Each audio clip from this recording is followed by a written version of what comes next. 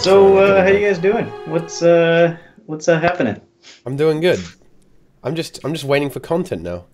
This is hot. Oh my God. I'm waiting for content. You know what? Yeah. You Yeah. guys make me sick. Yeah. Sick. You make me sick. Damn How it. so?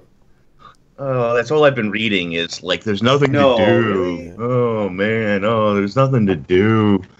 So, I've done this story. Fuck achievements. Fuck events. There's nothing to do. where are you reading these things? I haven't read those anywhere. What do you think?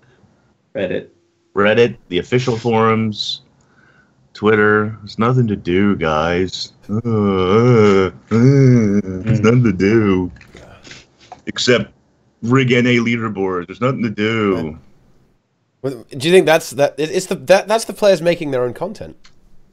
Yeah, yep. Somebody, two of them Hey, anyway, are making their own content. Guild Wars 2 is all about making your own endgame, and some players choose to win trade this quarter expansion. Guys, the whole point of us saying that is it's not true. Let me tell you, have you beaten every achievement?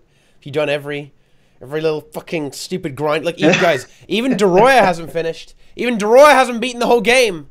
And he has been playing non-stop for, what is it, 722 hours? He's ruined his life, dude. He's ruined his life. Okay? He quit his job.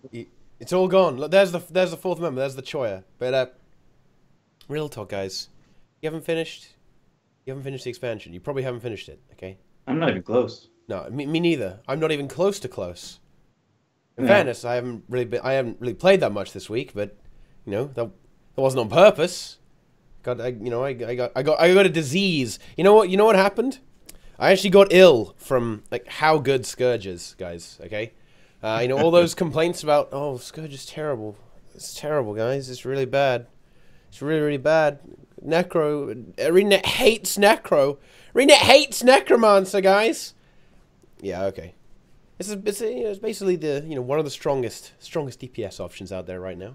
It has the game-breaking utility of Epidemic, and all of its damage is arranged. Mm-hmm. And it's kind of strong in PvP. And it's busted in PvP and World versus World. So Just a little strong. let's just think about this. So what are they going to do to it to Currently, ruin it? Necromancer is busted in every single game mode.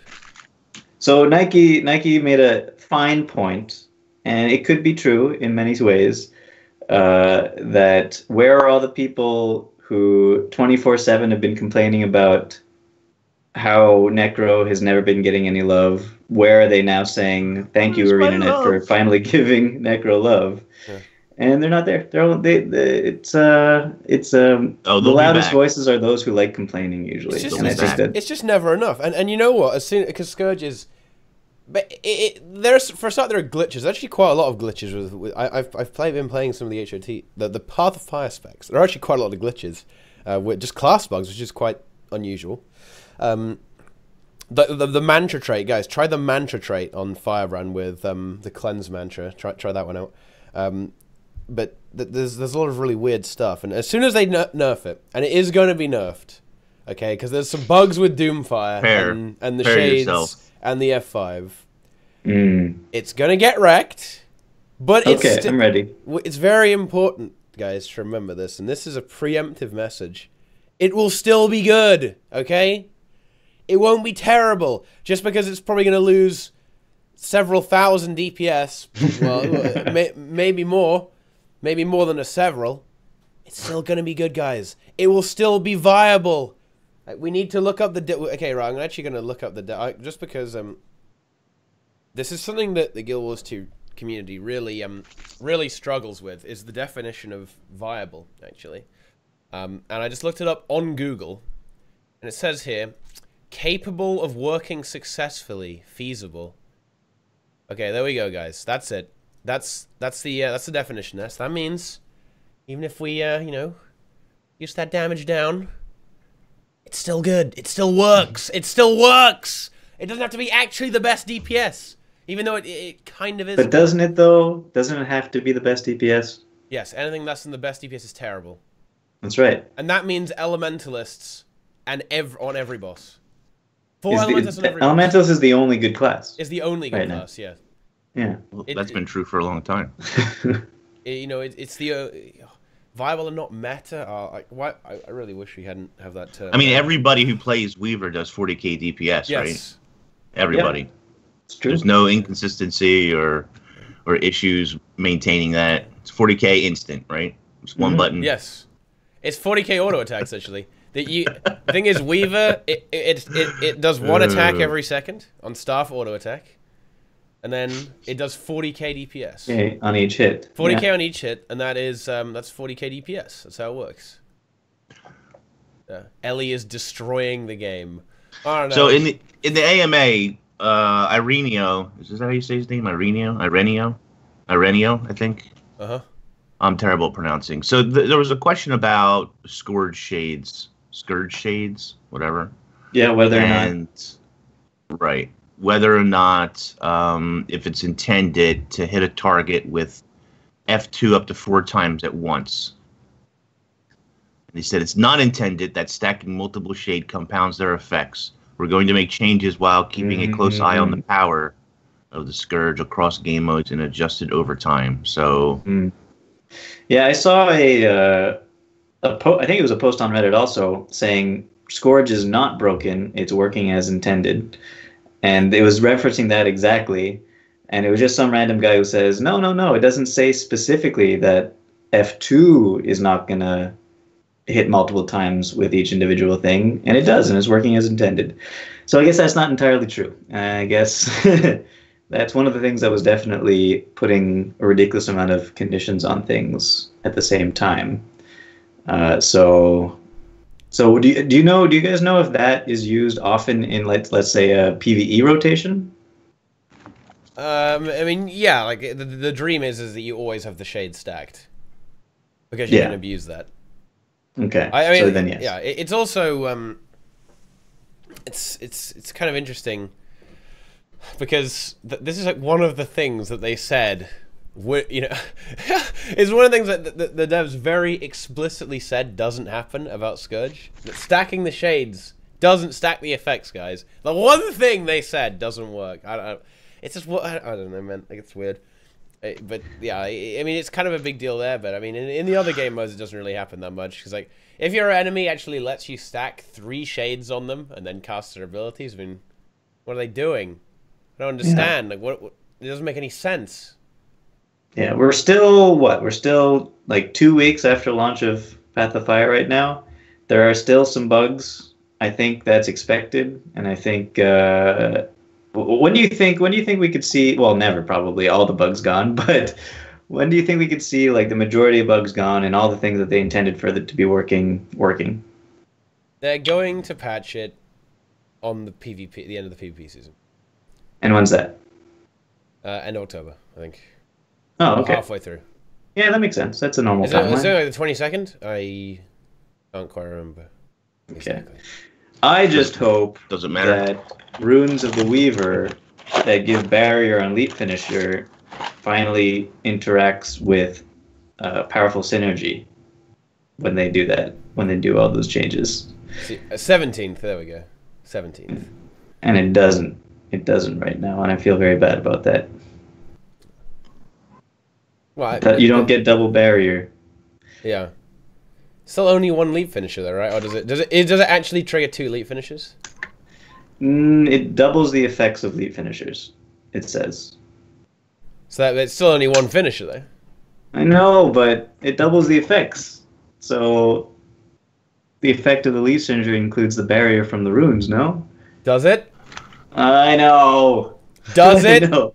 It's probably working as intended. All right. Whatever. I don't know. There was a comment too about Hollowsmith and their weapon scaling. That it's impossible to have it scale with your actual weapons. Wait, what? So that's pretty disappointing. Yeah. So like the Hollowsmith skills, the big elite skill in particular is a level 78 blue, which kind of makes it terrible. So somebody asked, like, you know, can we get the skills to actually scale with the equipment, with our weapons, our equipment? And they said that's impossible. That's impossible. I'm not sure why it's impossible. I mean, it must be some sort of coding. I don't even know. They didn't like explain why it's impossible. They just said that's impossible. So I don't know. Do all kits scale with like a 78 blue instead of your weapons? I know that was definitely a problem in the past. I don't know if that was ever... Nike would know much better if that was ever changed or fixed or whatever. Level 78 blue, dude. It's not... Yeah. I love how they say Well, it's I mean, like, you that say is level 78 blue, fine, but it just means that it's independent of your weapons, not that it's not strong. Like the Holomancer, the it's not Holoform, strong, but... the Holoform stuff is hard hitting. So it's like, if they make it scale based on your armor, it's still gonna be that hard hitting. You know, it's not gonna be. It's going to be more hard hitting. Yeah. Well, no, they just. But the thing is, why don't they just adjust the scaling instead of adjusting the weapon coefficient? I mean, you can just pull one of the strings. It doesn't make any difference, right? Yeah. Exactly. It doesn't. It's literally irrelevant. Yeah. You can be. It's weird. It's weird. You can go, why is it a level 78 blue? But it doesn't really matter, does it? I mean, it doesn't matter. Yeah. It doesn't matter, because if they do fix it to scale based on your weapon, and your weapons are exotic or ascended, they're just gonna change the coefficients on the holoform skills so that they're doing what they currently do. Yeah. Exactly. Right. So it's one goes up, the other goes down, or both go up. One goes up. It doesn't make any difference, right? I mean. Yeah. I mean, multiplication's commutative, right? Hey, boys? Yeah, okay, so, and I had forgotten about this, but, like, Ellie Conjurers used to have the same issue as well. And I think all they did was they changed it to not be a level 78 blue. It's like a level 80 exotic or something. I forget. Honestly, like, the real answer, why can't we just have the answers, why is it a level 78 blue? Why that specific... Why? Right, like, I don't know. I just... When they were making the code for this, and they was like, you know what, this isn't going to use weapon skins, this is going to use stats from a generic weapon that we're going to come up with. And one guy's like, yeah, level 78 blue. Yeah, let's do that. So the put that in the exact game. question, the exact question was, is it possible for Photon Forge to scale with the weapon rarity damage? And Ireneo says it isn't possible. This is such like there's no, I don't know. I wish there was a little bit more as to why it's not possible. I mean, I guess it's a coding thing, perhaps. I don't really know. But I just love that the answer is it isn't possible. Well, now hold on a second. Do you think he meant like literally it is impossible for them to implement that, or no, we're not going to do that, it's not possible? I think he meant it is literally impossible, dude. Yeah, I don't think he meant it's literally impossible. I don't know. Why would he say it isn't possible then? Because why not just say why not either not respond or just say we're not looking at that direction, or I don't know. It isn't possible. It sounds like it's literally not possible to do. I don't know. Am I crazy? It seems like that's exactly what he meant. Yeah. There's just no way. It's just not possible. It can't be done. It can't be done. I don't know. Like, I don't think that. It's fine. It is possible. There's nothing impossible to implement in programming. It's just probably way too much work. No one up. It's impossible. No one up. It's impossible. It's impossible. They've already done the math on it. Look. Anyway, so Inks. Speaking of other things. You're almost done story. How do you like it? Well, no, I finished the story. I need to go back and record some bonus stuff. There was some dialogue that I missed, and there's some branching stuff in the story, right? Like if you choose Sunspear versus Joko. Mm-hmm. So I need to play through the story 2 more times to get all that footage, but I really like the story. I thought it was good. I have some nitpicky, parts about it, but generally speaking, best story Guild Wars 2 has ever told. Yeah. I don't know how much that says or doesn't say, but it's the best story they've ever told. And I think even the instances, regardless of how difficult or not difficult a fight actually is, I think the mechanics from a number of the fights that they put out there were fun to play with. Like a lot of those mechanics, if you fail them, they don't really do a whole lot of damage to you. So, with the exception of like one boss, I don't know how much people were really dying and feeling frustrated. Oh, you're talking about the Soul Eater, the Ghost Eater, which has been nerfed. But that's not really the point of story, though. Yeah. Right. The point of the story is not to like challenge you to the point of frustrating and doing demos for 10 hours. But I think it was still challenging compared to, say, compared to a lot of, I think, compared to the most recent Living World episodes, it's probably on par overall, maybe, because there were some difficult bosses in the most recent episodes. I think like Caudicus wasn't the easiest boss to deal with. Well, but that's more because of his room, not because of. He had some he had some obnoxious things about him. Let's be real here. Sure. It wasn't a difficult fight, but it was a bit of a pain. No. It was a bit of an annoyance. You know what I mean? Yeah. And I would say like on the whole, the bosses in Heart of Thorns are more fun and challenging than Caudicus. Caudicus is kind of painful, but I don't. Yeah, it was fun too. I liked it. Like I don't know. Like so, the Tomb of Primeval Kings, right? So you go in and.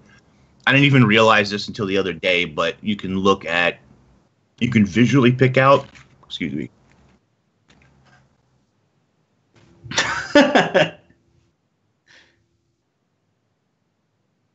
My God, he's dying.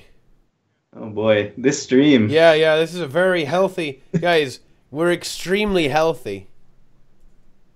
Oh boy. We're all doing well. No worries, man. No Dying. worries. Chat, give him the energy. Give him the energy, please. Come on, man. What the hell? But anyway, the I forget her name. The first boss that you fight, Queen, whatever, Queen. Yeah. I know. I know what you're talking about. But you have to pick out the right one. Like, there's not really a terrible penalty for picking the bad one, which could have been pretty interesting. But I don't know. That was pretty cool. And then their second boss, Canuck lays down a bomb. You got to drag the guy over the bomb. And then in the final boss with the two twins who sort of trade in and out, they have different sort of mechanics, and they put down a poison cloud and stuff. And I think those were all fun, like not super difficult, but fun little encounters. And Balthazar, every time you fought him, he did something extra and different. Like he started with a number of attacks, and then the second time he smacks you down, he has a couple extra attacks. So that when you fight him in the final instance, which I thought was a really fun fight, he has like all of those attacks and more combined. And a lot of it is just like ground AoE stuff that you need to learn how to avoid or dodge through or distort or whatever. But I don't know, it still it makes you wonder though why he doesn't use that insta-kill attack that he's used on you several times already in the final fight. I mean, mechanics thing, right? Yeah.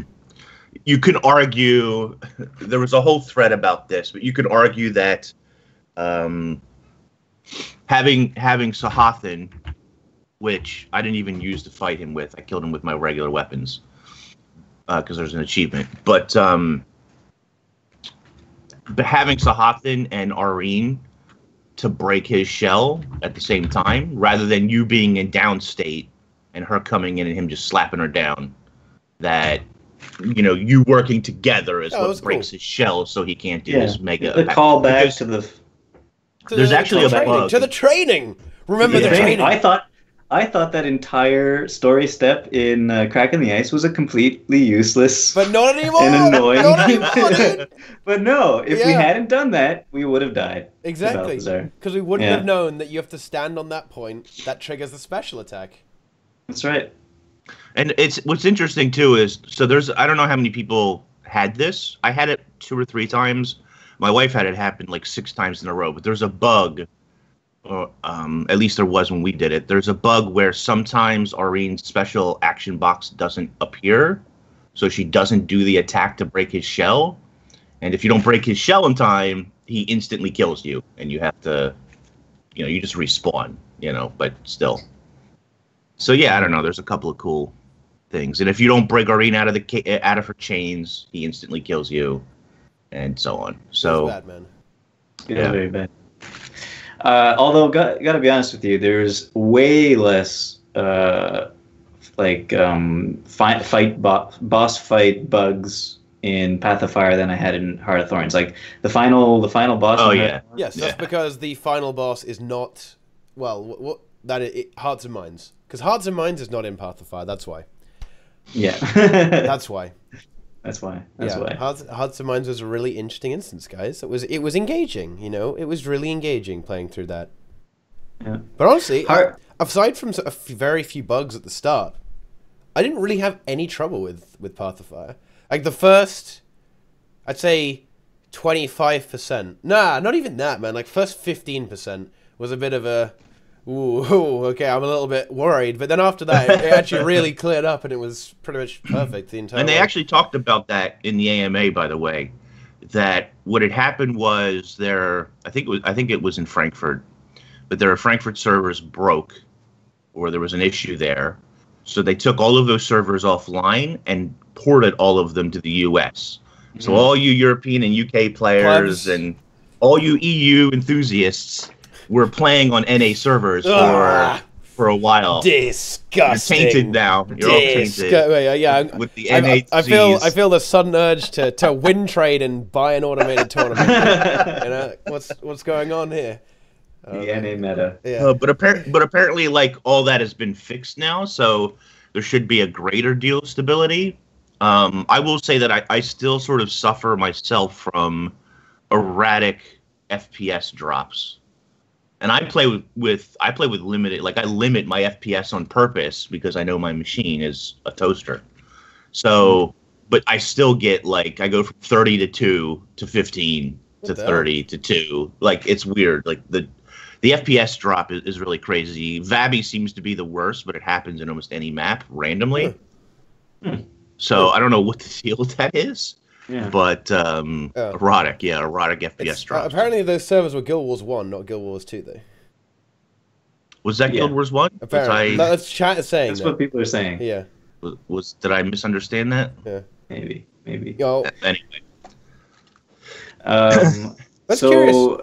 I have to say I haven't had any. Well, I don't know. My PC is pretty rigged, but I mean I haven't had any real performance. I know some people have. I've seen quite a lot of posts actually about Path of Fire, especially in the performance issues. Yeah. Some people having performance issues with regards to Path of Fire, but I don't know. I've had a pretty good time. Like, just last night I was having like crazy FPS problems. It's actually one of the more commendable things about Path of Fire actually is how well the game does perform considering how the environments are. Like, there's a lot being rendered on the screen, and it's complex architecture. You know, with there's a lot of stuff to be doing. There's a lot of moving objects here, a lot of scenery, a lot of characters moving about all over the place, and you know, a lot of dynamic terrain about the place. I know. Look at the background here. We've got a very wide open environment here, and there's a lot of these like this, right? Because of how the maps are. A lot of them are quite open a lot of the time. But then there are also the cool caves as well. Like, I'm not saying it's all boring, but you know, there are a lot of really, really detailed environments, and they did actually in the AMA didn't they say that they did kind of tune the engine a little bit? Then they had a little bit of time to do a little so there's performance tweaks. So this really gets into people who care about that sort of talk. I mean, they can kind of be boring talk sometimes to talk about how threads utilize on the CPU and so forth, but yeah, they went through and they've done a lot of thread optimization, supposedly. Still needs more, but, you know, they've done some thread optimization. But it is possible, unlike getting those Holosmith weapons to work, possibly. And the other thing, too, was they did talk about, I think it's John Olsen, he did talk about how players constantly, and I think I'm probably guilty of this as well, but people asking to go to DX12 or DX9. And using what is it called? Titan? No, it's what the heck is the NVIDIA thing called? Whatever it's called. Anyway, and he was like, yeah, going to DX12, you know, wouldn't actually Vulcan. Thank you, WP. He said going to VX12 is not going to fix the problems that you guys are complaining about. So. Not really the issue. It's people not understanding exactly what DX12 does for a game. Hold on, I thought DX12 solves every problem. Yes. Yes. Yep. As soon as the game's on DX12, it'll be 144 frames per second everywhere in the game, all the time. Yeah. You know what's really funny? What's really crazy is I tend to be a person who watches sort of like countless videos on CPU performance and optimization. Like Coffee Lake just came out, right? And so there's a big discussion about Intel's gap chip here, and is it worth it because you got to buy a brand new motherboard because it's technically a completely different chipset. Good job, Intel. You keep making that money, and so it always comes up in every video you watch about somebody who test beds these CPU chips.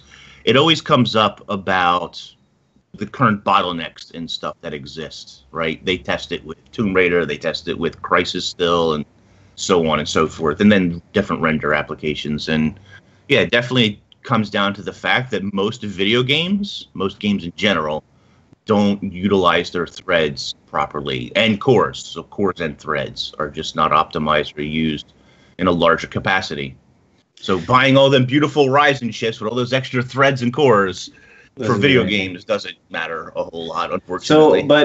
So when I'm saying that someone with Ryzen and all that stuff was getting 40 FPS, but are you talking about like maxed out graphics, right? Because I'm getting 80 to 100 FPS with high graphics all the time. I don't know. Yeah, sure. I mean, yeah. It has to do with, it depends. 1080p, 30 FPS, or 60 FPS. Yeah, it's gonna carry that forward. But the more objects on screen that you need to render, the bigger the problem that becomes. Yeah, but how do you really need to have every single other person around you rendered at ultra settings? I don't think you do. I mean, I would really like that. If my PC could handle running World vs. World with full shadows and reflection and every character rendered, that would be amazing. Why would I not want that? Because shades make a lot of noise. But if I did do that, if I changed it so it rendered every single character, if I set character model limit to highest, that would be horrible. It would. It would. Everybody with better legendary scaling for Hollowsmith. Yeah, that's why we need it. You get DX12 and then it just patches that forge, dude, that Hollow Forge, dude, the Photon Forge. OneUp had an interesting question a long time ago, in which is, why does Ritlock not use his sword to better effectiveness all the time? Because he's a noob. Because NPCs are goddamn useless, except when you need them, dude. I know, but we've seen what his sword could do. Yeah. So every time he's just going bunk, bunk, bunk on a mob while we're attacking at the same time, and it's not doing anything, we'll know that he's just phoning it in. Let's be real, dude. Ritlock, stop dragging behind. Just one shot this fool. Yeah. All of Destiny's Edge are supposed to be these great and incredibly powerful heroes, right? But they're shit. They're useless. It's really just us. It's just us carrying them. Yeah, he's playing Power Rev. For fuck's sake, he's trying to play Power Rev. What is he thinking? Doesn't work. Doesn't work, Ritlock. Harold is so hard of thorns to launch. What are you doing, Ritlock? You need to get with the times. Has he not checked QT's website? It clearly says here. It's not even on the builds. It's not even on the builds, man. Power Rev isn't even there anymore. Well, that's because it's not using Sahathan. I mean, before he became a Revenant, he was using sword pistol as a warrior. You can't even use pistol. That doesn't even make any sense. How is that even possible? So he's just got an empty offhand. It's doing nothing. These are noob players, guys. These are noob players. Then we have Logan. Doesn't he play Mace, Shield, Guardian? I mean, come on, man. Come on. He's got a desk job. He's just pushing papers now. Oh, that explains it. NPCs are all using 78 blue gear. That makes sense. Yeah. Yep, that's exactly. It's impossible to scale it up. They would have would Snaf have died if they had better than Mace, Shield, Bram? I don't know, man. Logan is Sword, Shield. I think that's even worse. I don't even know. Yeah, and Ritlock becomes even more worthless because he puts a greatsword on as a Revenant somehow. Who knows how that even works? It's not a greatsword. Yes, it is. Sahathan? That's not a greatsword. No, when he gives us Sahathan. Right, yeah. So next Rev Elite spec in 2 years. You think? Great But sword. he had a pistol before. I guess he wasn't a. Yeah, he Revenant lost the it in the same. mists when he was a warrior. Yeah. And Glint told him how to become a herald. He had to trade. He had to trade the pistol. So does that mean that the next warrior elite spec gets a pistol off then? Confirmed. Okay. I'd say that's confirmed. Fair enough. I mean, that would be kind of cool. I mean, that would it be cool? Dual pistols warrior, man. Hey, I could see a Revenant getting a great sword next. Yeah, I can. Yeah, I mean, What would their elite?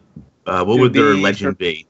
It'd be for Power War. Oh, what would their where wields a great sword? What legend would wield a great sword? Yeah. Now remember, you kind of have to keep racial and sexual disparity in check here. So what are we at now? We're at 3 males, 2 females. Okay, so but you also got. This is really complicated, man. Like, now you've got to get like all the races as well. I mean, And we've got a monkey, a human. Don't we have 6? Sorry, demon No. monkey, Harambe, human, char, dragon, Dragon lady. and Still don't have Centaur. centaur. Centaur. I totally forgot about Ventari. Wait a minute, how many men is that? We don't have an Asura. don't have an Azura. There's no Norn. No, we need Is Norn. Jorah Norn legend. greatsword? Jorah legend. Easy. Does Jorah use a Fucking great sword? boom. She could, No, she No. used a shield and Feels bad, man. sword, I think, or Yeah. something. She But could. there was should no use a great great swords sword. in She Guild could 1, use a great sword. right? Yeah, if anybody could, Jorah could use a great sword. The next one has to be an attack helicopter. Oh, what about Belinda? Oh wait, Belinda, human Wait. female meta. is she really a legend though? I mean, I don't know, man. No, she wasn't that was good. pretty unlegendary. Yeah, She I got mean- killed by a vine. Yeah. But it'd be good for the storyline. Ritlock could be like, I get to talk to Belinda, but you don't. Would you like to Marjorie." talk to your sister? Nope. But I don't know, dude. She wasn't that good. She wasn't that legendary. I mean, yeah, like No. that was basically. I guess that He was had a just pretty good greatsword, though. That's true. Chahern legend. I have heard people say Chahern legend. Oh, he had a great sword. He did have a great Yeah. sword. He did. He was the first Reaper. Is he too recent though? Is it too soon? Yeah, I think they're going to pick historical characters, right? They're not going to go with. Yeah, Togo. The thing is, I would say they would go with Togo, but the thing is, they've already kind of done the ritualist thing with Renegade, to a certain Yeah. extent, where you summon the spirits. You know what I mean? Mhm. I'm not sure if they're going to go in the ritualist direction. That is, again, I don't know. To be honest, I don't think the weapon, as someone pointed out, I don't think the weapon really matters that much because Kala's statue is wielding a great sword and short bow. So they'll just make it fit, however. But the question is which legends are really worthy of being summoned from the mists. Yeah. And unfortunately, you can't choose things like Balthazar because he melted away and exploded. Got eaten by the other two dragons. Mhm. And you can't really use, like, the dragons necessarily. Although Glint did go to the mists, but Yeah, Vec I don't would know be- that the Elder Dragons go to the mists. Vec but would anyway. be pretty interesting, right? Vec. Yeah, Vec. Yeah, could be. Vec. What could he? What kind of weapon would that be, though? What would he use? Yeah, Or like, what Zoja is- after she dies Rifle. in this next Living Story Rifle. episode. No, she's not legendary enough. Snaff. Yeah. Oh, Snap. Ah, yeah, Summon Snaff. ashes. Yeah, But then they. what would their always are. abilities be, right? Summon golems. to fight for- Not a ritualist. It's a golemancer. So, The golem yeah, answer. summon mist golems. That's what we need to Yeah. do. Vlad. I don't know. That Blah. seems fine. That seems fine to me. I don't have any problems with that. Summon Or those golems. legendary. Yeah. Call me a Should be interesting. legendary.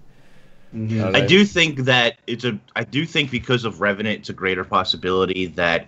So, like with Path of Fire, we've seen that all except for Revenant, all of the elite specializations are tied to like the new area. Like, there's a reason that they're a Deadeye or Mirage, etc.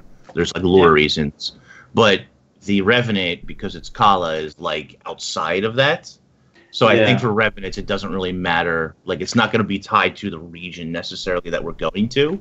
So let's say Cantha is next, which is heavily sort of hinted at by people right now. Hinted at. It's really just heavily wanted by everybody right now. Yeah, sure. But it doesn't mean that it has to be Canthan related because the Revenant sort of breaks that rule oftentimes. Yeah, it's true, but they could make this one the exception. But they already have a Canthan-related legend. Sure, yeah. So Yeah, they should have had costs. And it's possible that the reason why they don't have a Crystal Desert-related legend is because kind of Malik's kind of is with with it's from Nightfall, from Nightfall. So exactly. So yeah, I guess the question is, what are they missing area-wise? Maybe.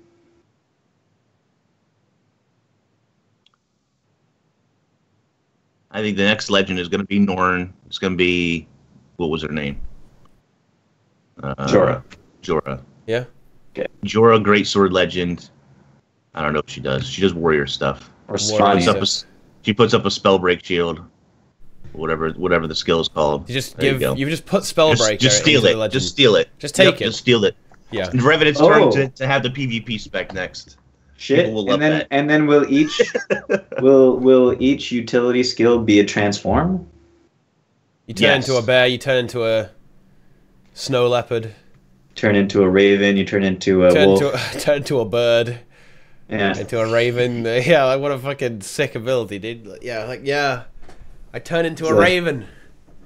And then if you're a Norn Revenant, in that case, you also have the elite skills that turn you into those things. You don't get the elite skills. You can't. You don't get that. Oh yeah, I forgot about Revenants. Yeah, nice one, Boots. Yeah. Yeah. And then the discussion will be really good because Revenant bear form will be better than Norn bear form. Oh, of course. Of course, it is. The complaints will be juicy. Of course, be like, why is my Norn not as good as this silly Revenant? Except for a period of time that Take Root was ridiculous. Every racial skill is worse than every skill in the game. So it's still pretty good. Sylvaria is still best in slot for some classes. It is. Yes, except for Take Root and I guess the turret. And also the Sylvan Hound. The dog, I think the dog is the Sylvan Hound, man. Like how else? That's the only way to get to. It's the only way to get to 40k DPS on Soul Beast is to use the Sylvan Hound and precast everything, guys. The benchmark police, guys. The benchmark police are watching. Good luck with that. Well, I mean, no, it's already been done. You can already do that. No, I know that, but you're not gonna be able to do it consistently in a fight. Of course, it's perfectly realistic, dude. Do you not see all those precasts? Do you not see that the benchmark police have okayed it? Look, there they are in chat right now. I know, I see them. There we go. Broca's here. There it is. Broca's here with the benchmark police. The police are here, guys. Shut it down. I'm gonna shut it all down. Oh boy. Praise Joker. I guess if it is Jorah though, she only turned into bears, right? So it'd probably just be bear based. Well, I mean, you know. Technically, I believe the lore for that is that they can summon whichever spirit that they like pray to or whatever. Oh, and she lost her ability to transform, so you could just say you don't get to transform. Didn't she get it back though? Maybe. I think she did. Can't remember. I only went halfway through. She's dead in the mists. She's allowed to do whatever she wants. Yeah, she gets some, leeway there. Yeah. Tommy will become the next Rev Legend while still alive. No. He's OP. No. What did you guys think of Timey in Path of Fire? It was fine. Well, I mean, her absence was wonderful. Was nice. And in fact, wait, isn't she mostly optional as well? Actually. Yeah. Because I I made the misfortune of actually thinking that you had to talk to her, but you actually don't.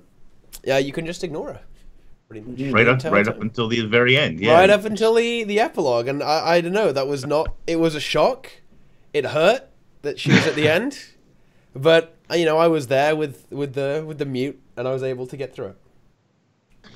And I like that in the first. I like that in the first thing when you're with Ellen Keel in the first instance. Yeah. The little narcissist can hear you. Exactly. They're very aware of certain people's feelings about Timey, and they were making fun of it. So it was it's good that they could play about it. I actually have to say that I generally didn't get, and I checked in with Timey quite often. Self-punishment. Checked in with Timey quite often. And she didn't really annoy me so much in the story. She didn't show up and just take credit for everything, Traherne. She didn't just have me run around to get a fire shield and show up and just say, Scruffy already has one noob, get good. She didn't do any of those things, and so I think that really sort of helped me not dislike her so much. Was there any time that you felt that it was like Timey Ex Machina? I don't think so. There was nothing at all in the story. Not for Path of Fire. Yeah. No. You do still look to her for like every answer, which triggers me a little bit, but you know, hey, that's fine. That's more of a thing for when I play my Asura character, where I'm like, look, I don't need your help, Timey. I'm not an idiot. I'm playing, you know, human. Okay, I get it. The Asura is smarter than me, but it's not true when I'm an Asura as well. I'm the SNAF savant, okay? Whoa, just so you know. Whoa, just so you know. Whoa! I've been to SNAF savant like 15 times. Well, the other thing is that Timey will be back. I mean, Timey is we've seen the omens, my friends. Well, she's got a mobile lab now. Mobile lab.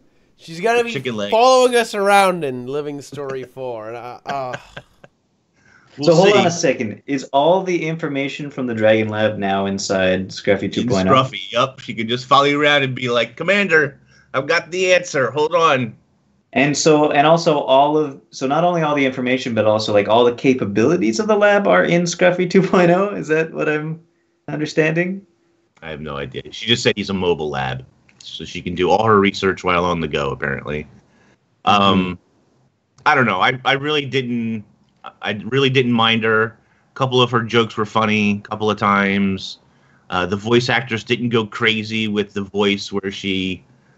Typical Timey of blowing like one word out of the sentence out of proportion, you know. So it actually was not too bad, and I didn't mind checking in with her to get an update on like what's going on with the dragon and some of the other, you know, people back in Tyria and so forth. So I think it actually kind of worked well.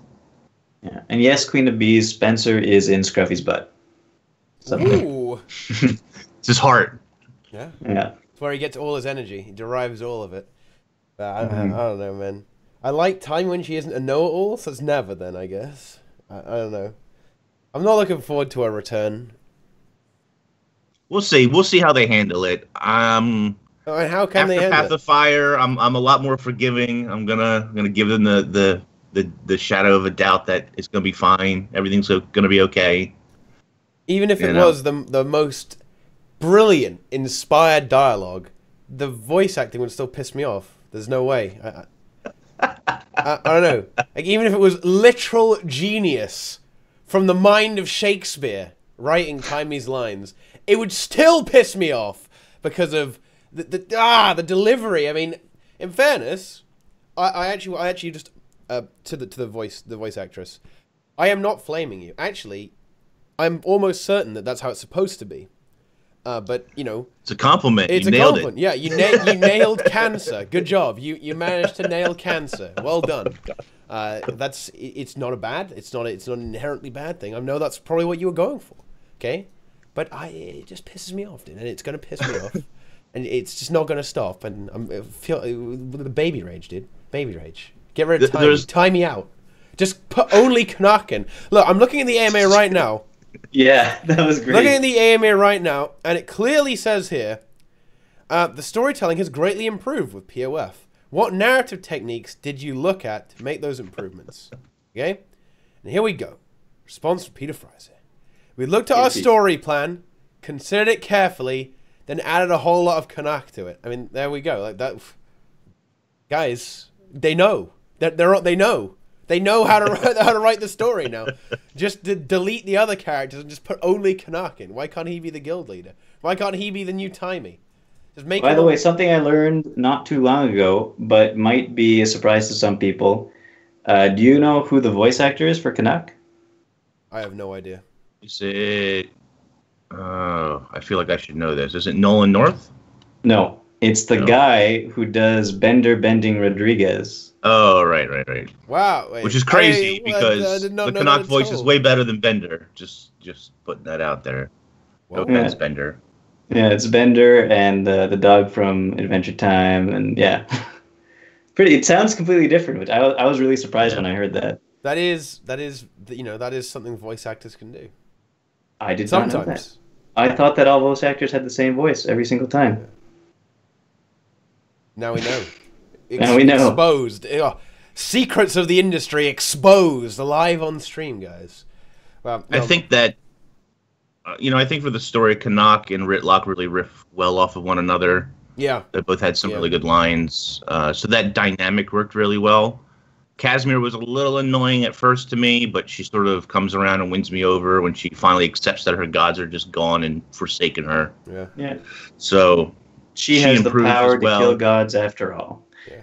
She wins me over at the end of the day, and she has a couple of funny one-liners about mesmer magic and so on. So and you can understand what she's there for. Like she's the counterbalance to Marjorie being a strong character, so she has to be like the pathetically weak character. But there's character development, She develops through the story because of, because the gods have abandoned us, guys. They hate her. Well, they don't really hate us. They just can't be bothered. They just can't be fucked with it, dude. That's the thing. So I don't know. It was good. The story, all memes aside, guys, the story was pretty damn good. It was definitely very enjoyable to play through. Timey barely destroyed it. Okay, like with Timey, with Timey, guys, that was a definite okay hand. Okay, wait. No, without Timey, that would have been like 2 okay hands. But with Timey, that's 1 okay hand. Okay. I also really liked the way they concluded or resolved the Casimir versus Marjorie sort of spat they had at the end of the Living Story. And it was just like, they see each other again, they missed each other, they're back together because they're a good couple. Yeah. The end. Shit They're happens, a terrible man. couple, but anyway. Yeah. Well, they're a dysfunctional couple, but anyway, it's fine. Lots of people are dysfunctional. Exactly. I really like the mummy instance when you become the little mummy commander. It's hilarious. Yeah, it's so fun. So fun. It is, it's a bit of a reference to a World of Warcraft instance, but yeah, it was really well executed. It was a lot of fun. That was a really cool. The instance design is really great, honestly. In a lot of these things, like a lot of the missions are actually really cool to do, right? And they have a lot of set pieces in them that make them really entertaining to actually play through, which is really, really awesome, actually. Mm-hmm. I spent a long time just looking at the models of those zombies too, with all the ichor coming off of them. It was so gross, but so good. I loved it so much. I don't know why. It was really good. Sorry. This has to become how minions work. Be kind of nice. Yeah, well, how would they do that though? Like, if they wanted, let's say that would be a lot of buttons, implement a new Necromancer lead spec, and it's gonna go full on Minion Mancer, and it's gonna be like that. How would they do that? I don't see how it's possible. Well, you just add buttons, wouldn't you? You just add F keys. F keys, yeah. Yeah, I guess so. Or like the thing is you take a minion, let's say Flesh Golem. When you press Flesh Golem, it brings up a new set of skills for Flesh Golem, and then you sort of go in and out of it, like a kit, kind of like a kit, I guess. So the minions will be using 78 blues? No. What if? I mean, they might be as effective. I don't know. What I want in the game is for the next expansion for Necromancers. What if? Okay. When one of your allies die, you can raise them from the dead, and they permanently have to follow you around, even when they log out. You can't leave party. Yes. And you're just an undead. You're like an undead fucking minion. That's all you can do. So when you log in, you just stand there and you have to wait for Teapot to log in so I can actually play the game? Yes, that is correct. Just to follow you and not do anything? But the game essentially becomes permadeath at this point. Okay? Oh, okay. Do I get raid credit when you kill bosses and stuff? Yeah, you still get loot. But you're an undead minion. That might not be so bad for some people. Yeah. Well, I mean that's pretty much how it is, right? I mean, Right now, like sometimes when I feel like when I'm raiding Insult, it does feel like I just have a horde of undead minions following me around and just mindlessly smashing into the boss. I don't know, dude. It's Sometimes you wish they were undead minions just smashing into the boss. yeah. Well, I don't know. That's not good. There's some things you're not supposed to stand in. Undead minions aren't so good at that, man. Like, they're not good at not standing in the fire. Someone did ask me about Necromancer Elite spec, so I'm just gonna go back. Arbiter says, you guys think for the next Necro Elite they'll go the route of not giving them Shroud like they have with Scourge? I think the new Elite have some nice tech we can see in the future Elites. I think they gotta let them have Scourge again. I mean, let them have Death Shroud again. Death Shroud again, yeah. Man, Like, I don't know if they're gonna do another Death Shroud though. I don't know if they're going to do another transformed Death Shroud. That's not necessarily something they'll do, but maybe they'll just not change Death Shroud, or like, get it back to core Death Shroud for the next Elite spec and do something else with it. I can see them using health as a mechanic instead of life force. Yeah. So maybe there's a new Elite spec that you use health for. So, and the way they could implement this is something like maybe your skills use health, but they use health, right? But they give you the same health back in barrier, so you don't immediately lose the health, basically. Like the health loss is staggered or something like that. But you'd still lose that health, so if you lose so much health that you would die, the barrier wouldn't matter, right? No, but if you just lose health, that seems like a bit shitty, right? Because think if you like, yes, I'm going to use my amazing damage abilities. Like, oh, whoops, I used 50% of my health. I guess I'm dead now. I still think we need to bring back orders. They had that opportunity with Reaper and they didn't do it. They still have that opportunity. Do they, though? Yeah, why not? Stances. Think? And then stances don't apply to 5 people. Well, they do when you're a ranger. Yeah, so they just add the exact same trait as baseline? I don't know. No. Yeah, I mean, baseline, exactly. I guess they could go with stuff like with Warrior, where they added a new skill type. Like Rage. Yeah. They added Rage. It could be an order skill type. Yeah. It could be, yeah. Yeah, and, it gives you health degeneration, but you get all these benefits or something. Oh yeah, old Mordekaiser. So you do damage and you get barrier, right? Yeah, that would be pretty cool actually. Old Mordekaiser was the best, dude. That was I don't know if you guys know what that shit is. I think so. Yeah. From League of Legends, there's a guy. He's made out of metal. He's got a giant hammer. He makes references, musical references constantly, and then the more damage you do, the more barrier you get. And they changed him. And he's just not the same anymore. I think he's probably mostly the same. I don't know. I haven't played League, so I have absolutely no fucking clue, dude. So irrelevant. But never mind. Rework Death Magic first. Death Magic was fine until they just made it shit by reworking. Fine until they made it shit. Yeah, until they just deleted it because of they didn't like Lich form, so they deleted Necromancer from the game at that point, but mostly Death Magic as well, right? Yeah, it feels bad, man. I mean, I really want to see them go back to Reaper and sort of fix that mess. Yeah, they still promise us a power spec. Yeah, well, XD, you know, they still promise us that, and that's no. Well, it's not the great sword. I mean, the great sword is fine. It's just the fact that it does shit damage. I mean, damage PvE. Yeah, it's so Power Reaper. Still, I think it does what they intended design wise. Just in like non-high tier PvE. It's you're slow. You do hard hits. But it's not a power spec though. The problem is it's not a power spec. Well, you're talking about. It is a power spec. What are you talking about? Reaper is not a power spec. It is a power spec. It's just not, though. It's a Condi spec. Yeah, I know. Just because of that one trait, though. But even Greatsword, you use it for Condi. Because of the Whirl Finisher and the Ice... Because of that one trait. Because of the one trait, yeah. Yeah. If they change that one trait, it's no longer a Condi spec.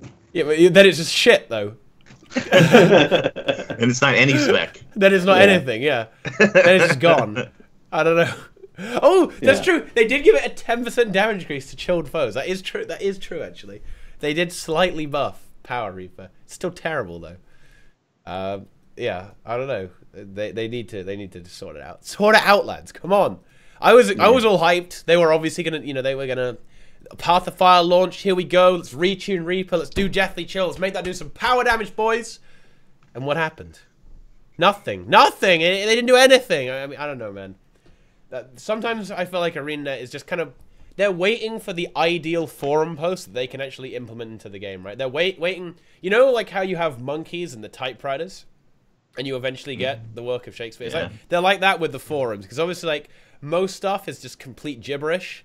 Let's see. Anyone got any good examples? Like complete just nonsense that's been on the forums. I don't know. There's a lot of stuff there, guys. There's priceless stuff. Look up something about raiding. Look at something about raiding or I don't know, necro. There's a lot of stuff there. But eventually there will be, basically, you know how they took Weaver from the forums, they just put it in the game? It's going to be like that. There's going to be that idea there that's really good. Like, oh, whoa, this is how we fix Power Reaper. Then they put it in the game. Easy. Power Scourge is better. Yeah, even Power Scourge is better than Power Reaper. I mean, what is... what? I don't know why. It doesn't make any sense. I don't know, man. Power Reaper is terrible. Feels bad, man. So what have you guys been actually playing when you play Path of Fire, or when you play any Guild Wars 2 generally today? Well, the first week... What specs have you been playing? Well, the first week I was doing the story and then got the Griffin. And throughout the whole thing, basically, the first time around, I basically just nuked everything on my Firebrand for fun. And then I was playing a fun Hollowsmith spec, Hollowmancer spec, that is not good in any other game mode except for open world PvE, and and so I don't know if I could make a good build out of it, but I'm going to anyway. And then now I'm just trying to make builds with everything else. And it's going slow. Okay, I guess I'm not answering that question to him. Whoa. Ings is just... He's out. All right. So what about you? What have you been doing? All that's been going on? Firebrand. Scourge. Firebrand. Have you been using Firebrand? Yeah. Oh. Dude, I played it when it was busted. Yeah. When... What did you hit? What was your highest DPS? Well, I mean, the best boss for it, the most amusing boss for it is definitely Demos. At one point, I had stuff like 110, 115k burst. Wow. But that's with the modifier, right? So. Wow. Yeah, it was insane. Like, I don't know, you would get over 50, you would get 50k burst basically on bosses, right? Yeah. And I didn't even have optimal gear, by the way. I didn't have grieving. I had just Viper. As well, so I just got so I didn't even have an optimal gear, and just the burst damage was insane on it. Just the damage was insane on it. It was doing damage in ways it really shouldn't be. You know, as simple as that. I'm currently making a bad Ranger build, but the problem is that the gear I want for it would cost me 500 gold. What? Yeah, it's exotic gear too. Oh, wait, what? Wait, whoa, wait. Why do you want exotic gear? Well, because I don't have Ascended gear, and that's going to be hard to make also. And even if I did make Ascended gear, it's still going to cost a lot. I want to make Trailblazer, but it's Maguma Lily based, and Maguma Lilies are 14 gold each, and you need like 35 of them. Just you know what I do, Boots? What? I double click my legendary armor. Oh, you So anyway, that's me. I'm making builds, but unfortunately I don't have enough money to make them, so it's going slow. It's going real slow. How about you, Inks? What have you been doing? I've been playing... It's funny, when I did the story, I played base Revenant. I didn't even use any of the elite specs because Jealous Hammers are just OP, and you can just turn them on and kill everything without really doing anything else. So that's what I did for story. For open world stuff, and like I'm a little more than halfway through Griffin mount. Getting my Griffin mount, a little bit of a gold problem that I'm rectifying. How many mystic coins do you have? Like that's 20. What I've been telling everybody. Yeah, but they're not worth as much. I can't sell them at 80 silver. That's yes, you can. Criminal. That's why I a have no criminal money, offense. but that's what I do. No, that's a criminal offense. I can't sell for 80 silver. You just gotta sell. Can't do it. Just sell. No, refuse. Sell. Refuse. Sell everything. Nope. Sell everything you own. Look at your bank. Look for Maguma lilies and sell those. Yeah, I have one, I think. So anyway, I have stuff to sell. It's really not that. But I've been playing Condi Soul Beast, and it's fine. It's Condi Ranger. I mean, I don't know what else to really say about it. It's kind of fun dancing in and out of the beast mode, which I do. Like for open world stuff, I do quite a bit of switching. I don't just sit in links, let's say. But obviously it's just open world content, not anything too crazy. But it's pretty cool. Yeah, I've been having fun with it. Yeah. Okay. You ready to finally raid on that ranger? Ready to go? Ready to play World versus World? How does it feel to be still a useless class in World versus World? Still a pariah. It feels good. Yeah. That I don't know. I kind of feel like this has been done quite a lot, right? But I don't know, man. Like the World versus World class balance is just so much worse now. Is it? Yeah. There's the 3 good classes, man. That's it. 4 good classes. I guess it's kind of the same then. Yeah, it's just different classes. The only good classes are Spellbreaker, Firebrand, Scourge, and Rev. That's the only classes you need. So it's not 4 different classes. It's not 4 different classes. Yeah. But all that's happened is it's kind of like bopped. Ellie actually Ellie is really good as well, in fairness. Weaver is really good. But no, you don't run a lot of them, right? Like the backbone is just, it's so much more extreme now. What I'm trying to say here is that medium classes are so much worse than they were before Path of Fire. Like before it was druid, it's cool, like we can have a druid. But now it's like, get the fuck out, dude. Like get out of my squad. Yeah. Oh my god. Oh my god, it got worse. Yeah. And you see a thief, you see a Deadeye, you go, oh my god, no. It's gone too far, man. It's Deadeye no good. And Hollowsmith, in fairness, Hollowsmith actually is quite decent for raw damage. It does actually do quite a lot of damage. But like if you're playing an HOT medium class, then just actually no. Again, that's not exactly true. Like Daredevil's fine, right? But it's not. It's not as good. Just get the fuck out. There's the door. Yeah. I don't know, man. No, I don't. The other classes don't matter, guys. I don't have a Rev that I would play in World vs. World. You used to have a Rev. Well, I used to. That's true. I used to. I want to know about Thief mains, how they're liking right now. What's going on? Do they enjoy their new Deadeye class? In any way, shape, or form? I think the opinion is it's a fun class, but it has limited applicability. Especially in PvP. In PvP, it's all about that Daredevil still. It's about that move. It's about that, that +1, boom, backstab, fucking one-shotting people, going crazy. But in World vs. World, you can kind of do a meme build with Deadeye and just kind of snipe people and troll them. But it's not as good as Daredevil. And in PvE, there is a weird Phalanx Strength build you can do with Daredevil. Obviously, not actually Phalanx Strength, but it's a mind stacking build. Which you can play, but it's basically, it doesn't have banners, so yeah. I don't know. But they still have Daredevil, and I don't know. I really like Daredevil anyway, so I'm kind of okay with that. Daredevil's great. Yeah. And for the Ranger, like I've been playing Soul Beast and stuff, but when I go back to Fractals, I'll be a Druid, so it doesn't really matter. that is something we could address actually, and this is going to be addressed definitely. But because of Weaver is going to get bopped pretty soon. But damn, like Weaver is the most repulsive, disgusting, hilarious thing in Fractals ever, man. Like you have people, the LEs I play with, they're not totally familiar with the rotation yet. They're practicing getting better all the time, right? They're already hitting 80k bursts, with break bars and stuff like that. So like the damage is absolutely insane in Fractals. Like the burst of Weaver is crazy. So it's kind of further. It's pushed us down the road of the god comp in Fractals just being Chrono, Warrior, Druid, 2 Ellies. What else do you need?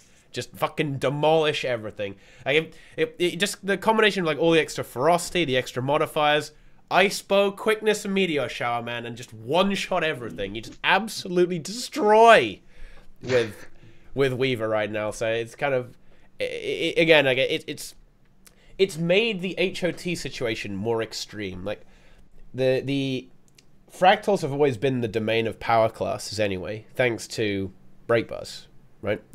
But now it's even more extreme because of like all the extra power damage that Weaver has. And not only that, it's also very bursty. And Ellie has always been bursty, right? And that's why Ellie's a very favorable class. And that's fine. That's fine if Ellie's a favorable class in fractals. But now it's a very, very favorable class in fractals. Wait. In fractals, in raids, in PvP, in roller swirl. That's the thing, though, right? This is why a lot of people think they're probably going to over nerf Weaver, right? See, and again, I'm not a big fan of that. The hammer meme. Nerf it with a hammer instead of using a scalpel. It's gonna get over nerfed because it looks amazing on the golem, right? Weaver looks insane on the golem. Yeah, no, and I get that, right? I do get that. And there will be some people who can actually maintain a very high DPS rotation with it. But let's be honest, like I've already seen people memeing with their DPS, whatever, their DPS readouts where it's like, I'm a Weaver and I did 30k.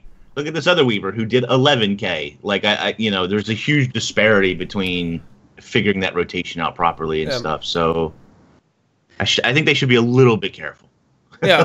They should. I think another thing they should think about though is like base core Ellie and Tempest both also do a ridiculous amount of DPS, right? Yes. And Weaver is supposed to be for PvE. I'm talking about like raids. Weaver is supposed to be not the support class. It's supposed to be the DPS elite spec, right? And it is right now.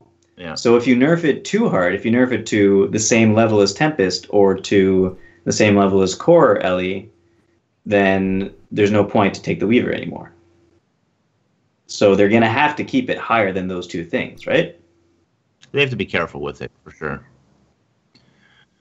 Yeah, because the thing is, Weaver is one of those classes, like Ellie has always been a bit like this in raids, and this is why people think that this is the trap people fall into. This is the pug thinking, right? They say, whoa, you seeing those golem numbers? We've got to play only this class. But the thing is, if you don't play Weaver, if you don't play Ellie correctly, and you don't have a situation where you can have an uninterrupted rotation, right? Where you can distort, you got healing, you got that scholar uptime, you're not downing all the time. Ellie isn't that good. If you can't have all that stuff, and the run isn't smooth, and you don't get fucked, Ellie isn't that good, compared to how it is on the golem, right? And the thing is, this is why people complain about Ellie now. Well, Tempest. This is why they complain about the Tempest nerfs, because Tempest was it's like a high effort strategy, and the reward was only like moderately good, only moderately better, or like not even better, right? That was the complaint. And although it's not a particularly valid complaint, because at the end of the day, right, classes are different difficulty. They're different difficulty, and stuff you can't just like the hardest class can't be just broken OP, right? That's not how it works. But you can understand like why they would consider that unrewarding when playing the class, and when it was continuously getting screwed over, it was a little bit unfortunate. I don't know. So yeah, that's why they need to be a little bit careful, because it's not as good in reality as it is on the golem. And that's not a criticism of like any of these benchmarks, right? Like the benchmark is what it is. That's what it's there for. But each build interacts with the bosses, the mechanics differently. And there's even some really weird stuff with Weaver right now, as a weakness doesn't work on some bosses, so you have to change the build up. Because weakness doesn't work on Wing 1 or Wing 3. So Weaver is already kind of a bit memed. You have to run an accurate. You lose crit chance. So wait, it doesn't work. You mean like it doesn't stay on the bosses? Yeah, as I understand it, yeah. Huh. Okay. I always thought that conditions like that, although they don't affect the bosses, they still stay on the bosses. Yeah, but for some reason that it doesn't. There's no weakness there, so you don't get the first trait applying. So Weaver's already a little. I don't think it's enough to be significant. It's still a really great choice on all the bosses in those wings, but it's just kind of a weird little thing. But you know, it doesn't get applied to the boss. There you go. See. So what happens with what the fuck? Why is B-Boy banned? My God, he's permanent. B-Boy is permanent banned. What do you do? Oh my God, it's over. B-Boy has been cleansed. I think they're memeing each other. The chat's memeing each other? Yeah, go figure. God. Yeah, I don't think they would ever do that. No, never. Yeah, so they need... if they nerf Weaver too much, it'll be a massive pain in the ass to play, and then the damage will only be mediocre, right? And that will be... Then the alley players will get their pitchforks and go to ArenaNet HQ. But it's a very difficult balance, right? Because if they nerf it too much, then it's totally useless for players who aren't actually relatively coordinated, right? And if they don't nerf it enough, people are going to complain that, oh, I saw QT kill Veil Guardian in 10 seconds with 4 Weavers. This is broken, you know? So Arena. I don't envy ArenaNet's task with regards to Weaver, honestly. It depends by whose standard they balance, right? Are they going to balance for like the high end of players, or do they just not give a shit and they're just going to balance for the plebs? You know that? No, they won't. They won't balance for the high end of players. It's not really. I mean, that really hasn't been their thing in the past, right? Necessarily. So I don't know. You don't think? Like I don't think so. Okay. The benchmarks didn't change based on like kind of even out a little bit. Let's put it this way. Like you can look at it. You can sort of look at. I mean, I know this is a little bit different, but you can look at Dragon Hunter PvP, where people were screaming for nerfs, even though Dragon Hunter wasn't being played at the high end of PvP. So they nerfed it, and it didn't it only hurt it. It didn't actually. They changed it for the commonality of players, not for the high end pros that were playing who weren't using Dragon Hunter anyway at that time. So I don't know. It's don't get me wrong. I do think that there are some balancing that does happen on the high end, but I think generally speaking, they balance for the middle ground throughout. Yeah, and not always on the high end. Yeah. Makes sense. Yeah. And I think WP's got a really good point here. They didn't realize what they had unleashed with Tempest, right? They were, hang on a minute, lads. We can't have Tempest be doing insane damage and also being the supporty class. So they kind of had to. They pre-nerfed Tempest anyway. They did that to a lot of things. Yeah, a lot of classes. Yeah, Ranger as well. They pre-nerfed all this stuff so they could bring it back in the expansion, basically, right? They did the same thing to Condi Ranger so that they made room for Soul Beast. Yeah. They did not do the same thing to Condi Revenant.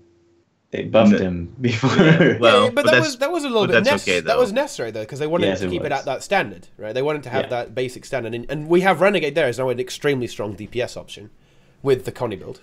So hold on a second though. I just for the first time since the expansion came out, I looked at my Revenant finally to just play around with it a little bit, unlock Renegade and all that, and they nerfed the elite skill, right? Since the beta, am I right or wrong about that? It does a lot less damage than it used to, right? For which one? Elite skill on Renegade? Oh.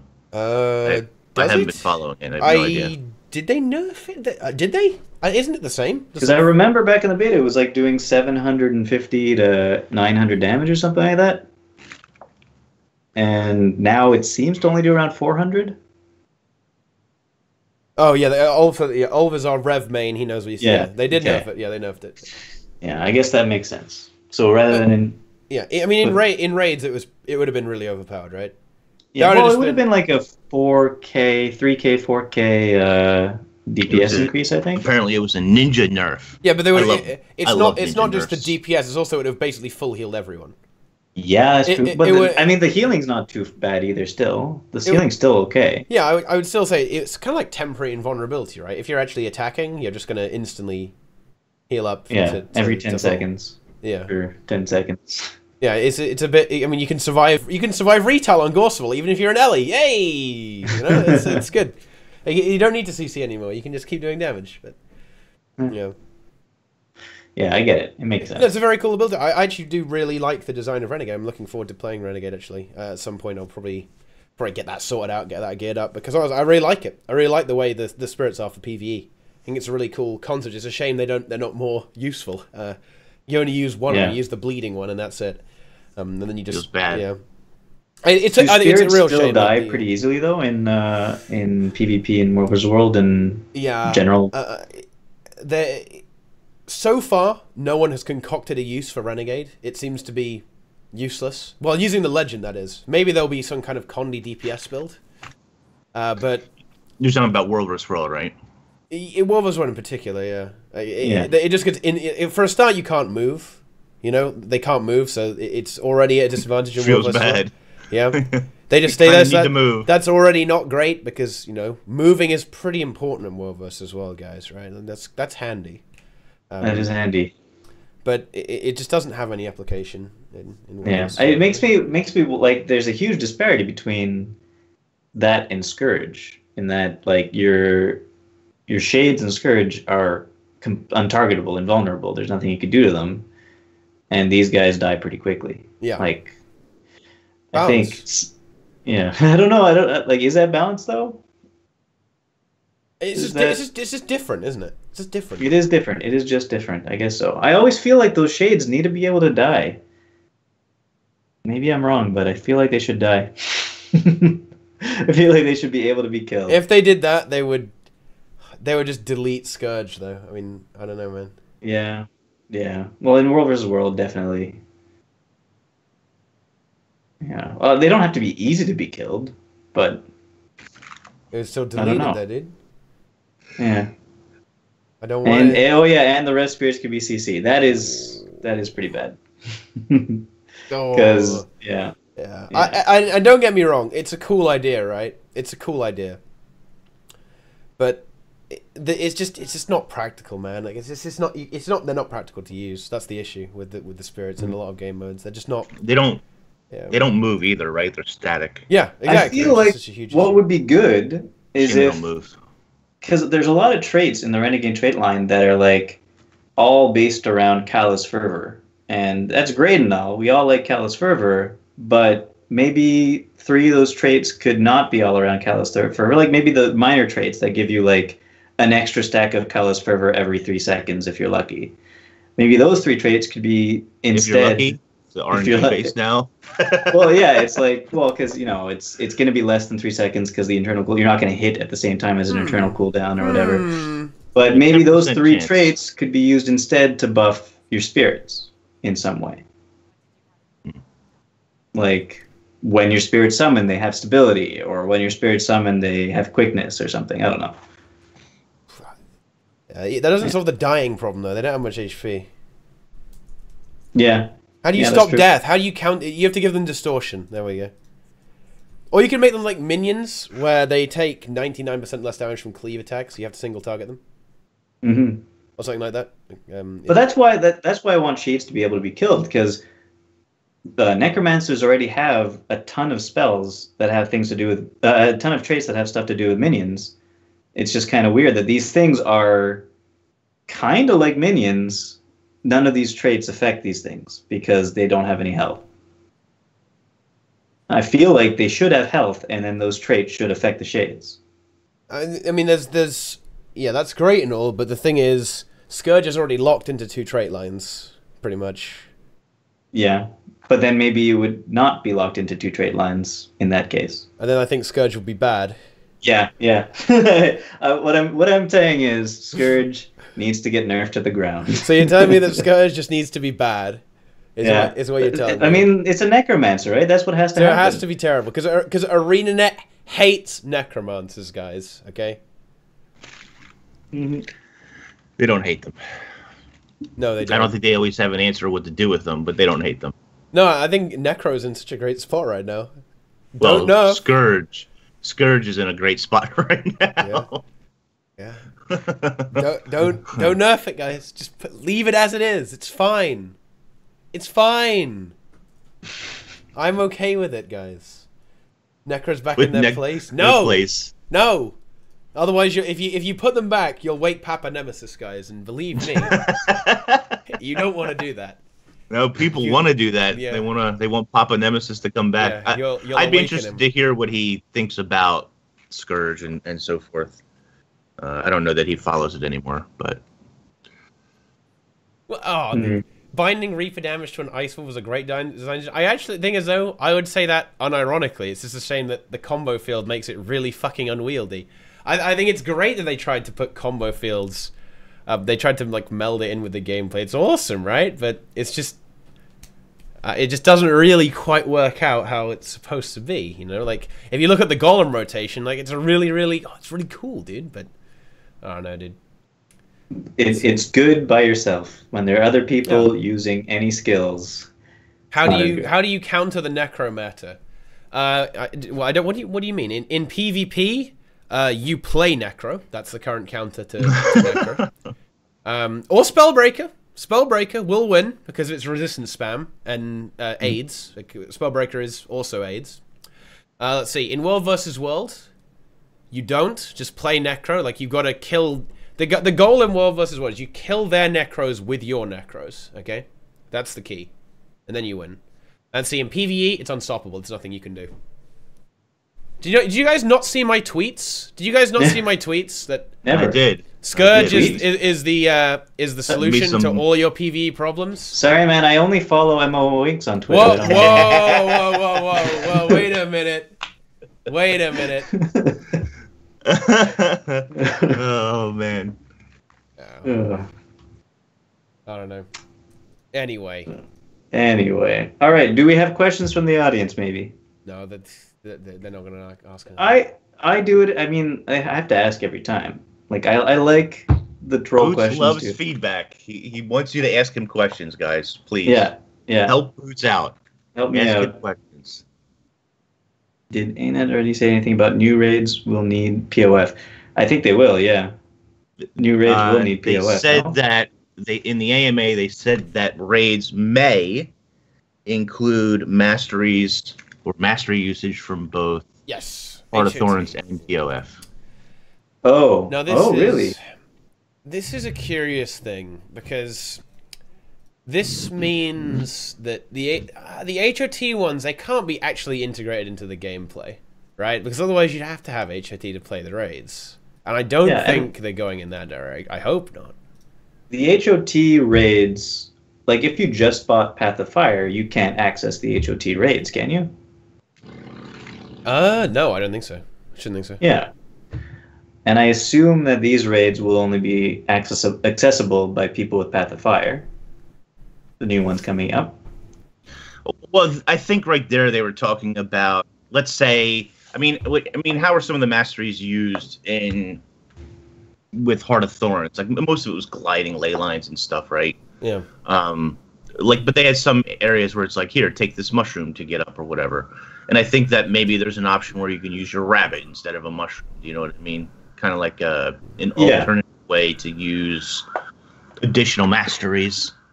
Yeah, I feel like the new raids coming out will require you to own POF, won't require you to own HOT, but may have easier things to do if you have HOT. That's my understanding of how it's going to work. I think the way it will be is it will just be for exploration purposes, you know? There'll be exploration going on. And then you'll use those masteries. Because, as chat has said, you can't mount in combat anyway. So, you won't be able to do it.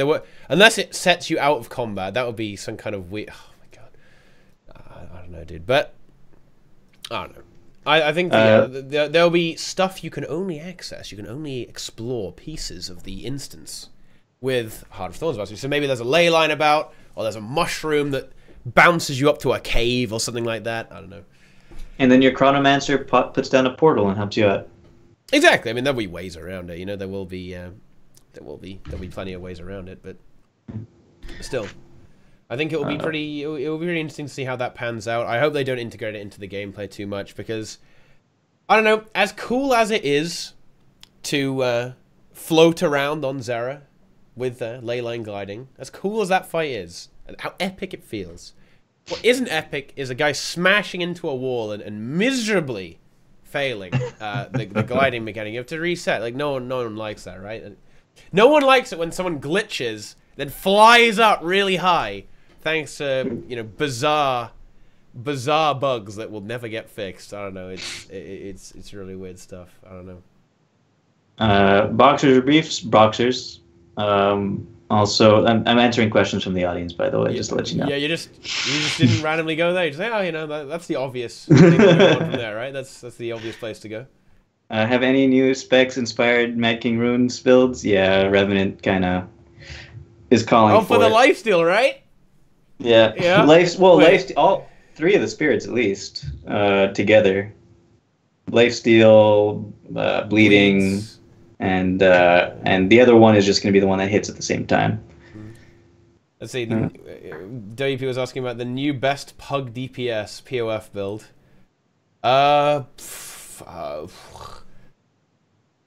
Simple rotations, damage, and support for team, like CC and buffs. Can you get all of that in one go? I don't know. The thing is, like, the POF specs don't have a huge amount of CC. I mean, I guess you could play Scourge with Flesh Golem, then you get DPS, the rotation's easy, you have CC, on the Golem you have Fear, and you take the Warhorn offhand or something, and you have support because you can give people barrier.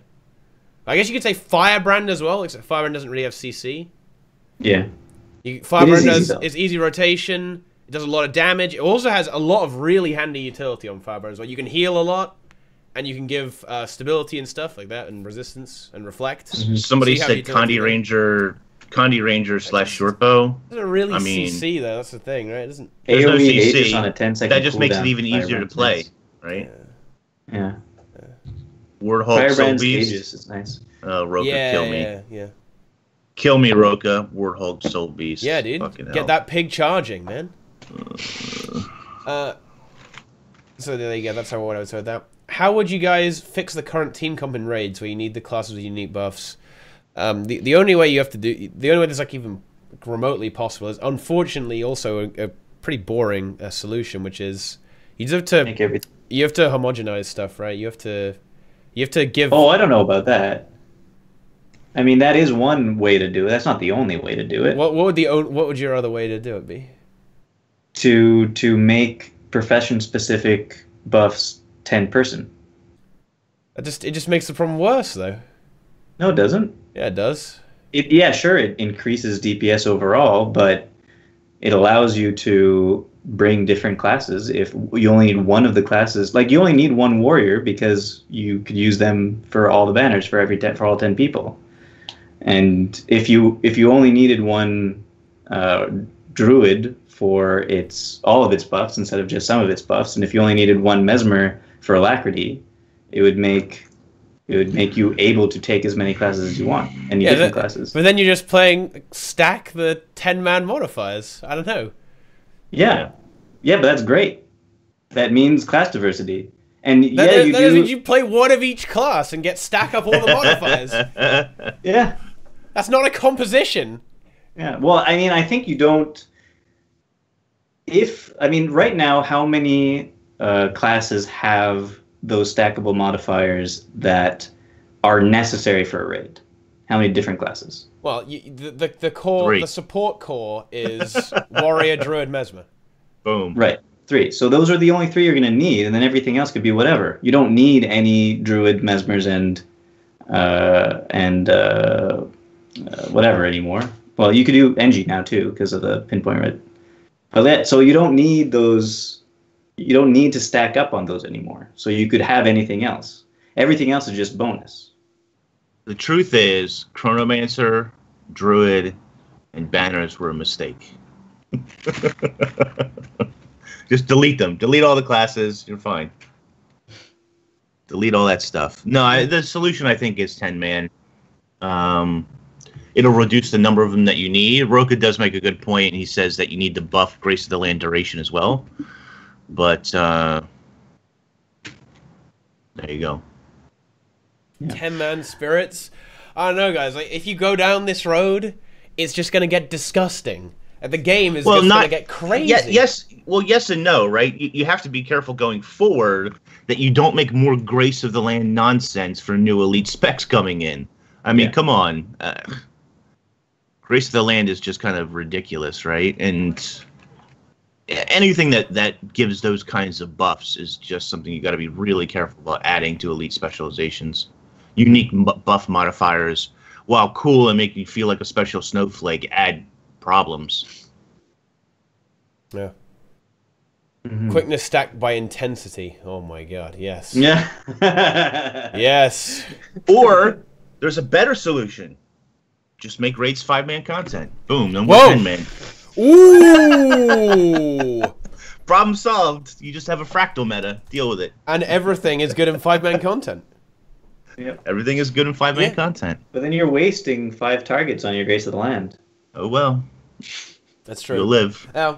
It's gonna be interesting. No, gross. What I would like to see is like we need to. I mean, you already have places where you don't always need all the modifiers. You can, as people were saying, you can replace a warrior, right, with another might stacking alternative. What we need is another quickness stacking alternative and alacrity alternative.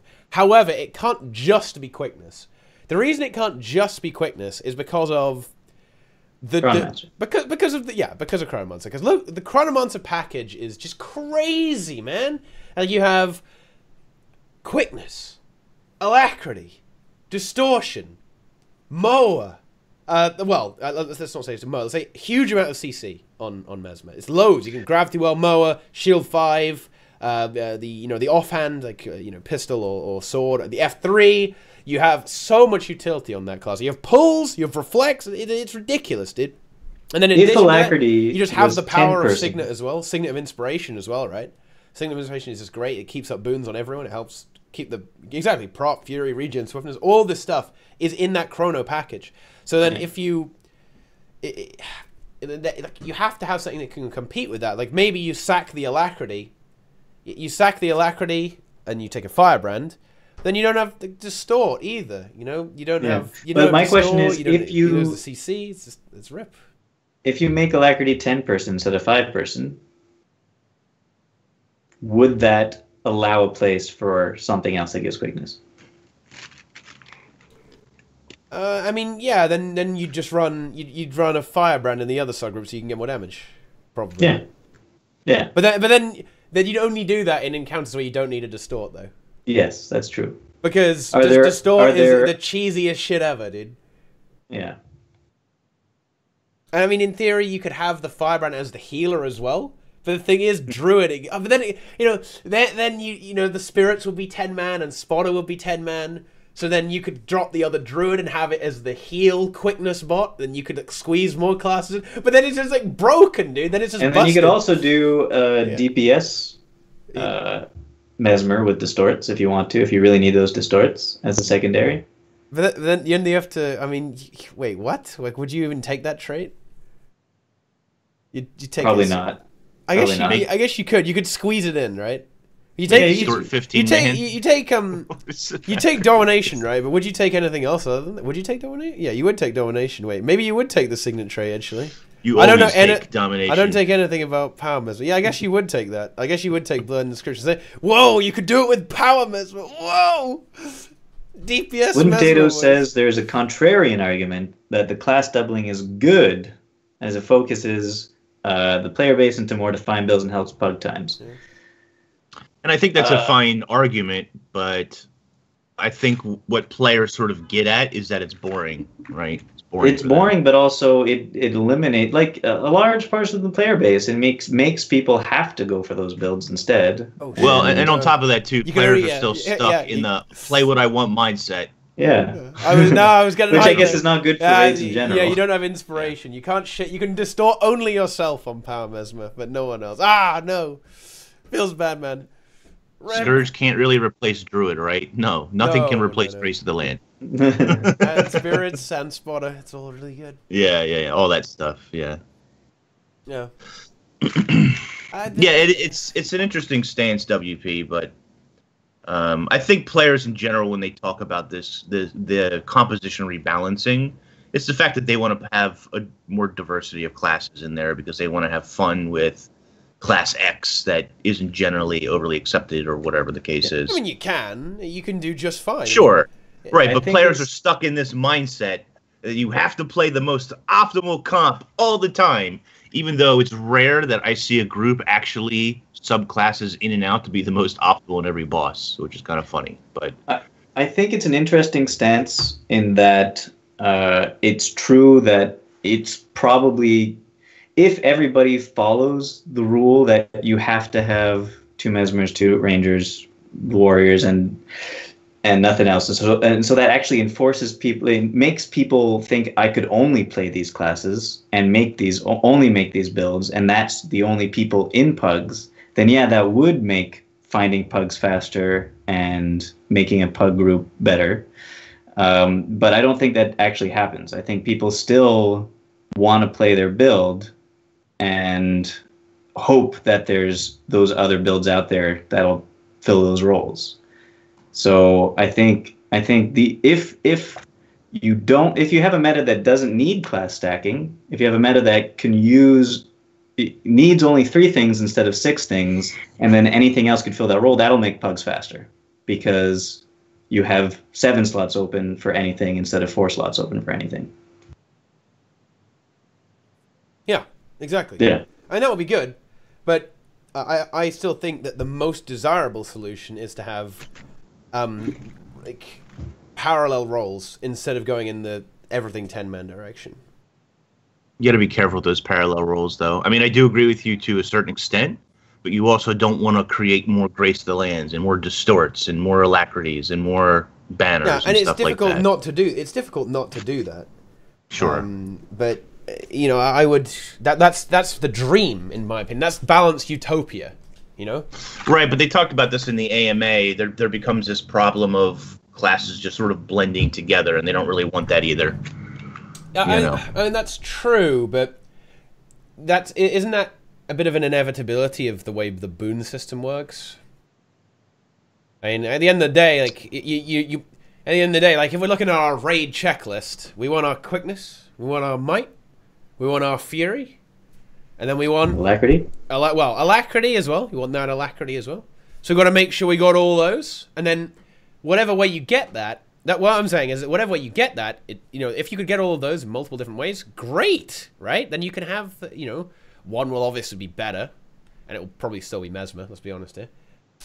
On most bosses, that is, because of all the other stuff it brings. But you could still have some actual different options. I mean, to a certain extent, that is already the case. I mean, I play in Salt, so if I play with Salt Mesmers, I basically play with no alacrity or quickness anyway, or distorts. So I basically have experienced this, guys. Like I play without Mesmer pretty much, but so.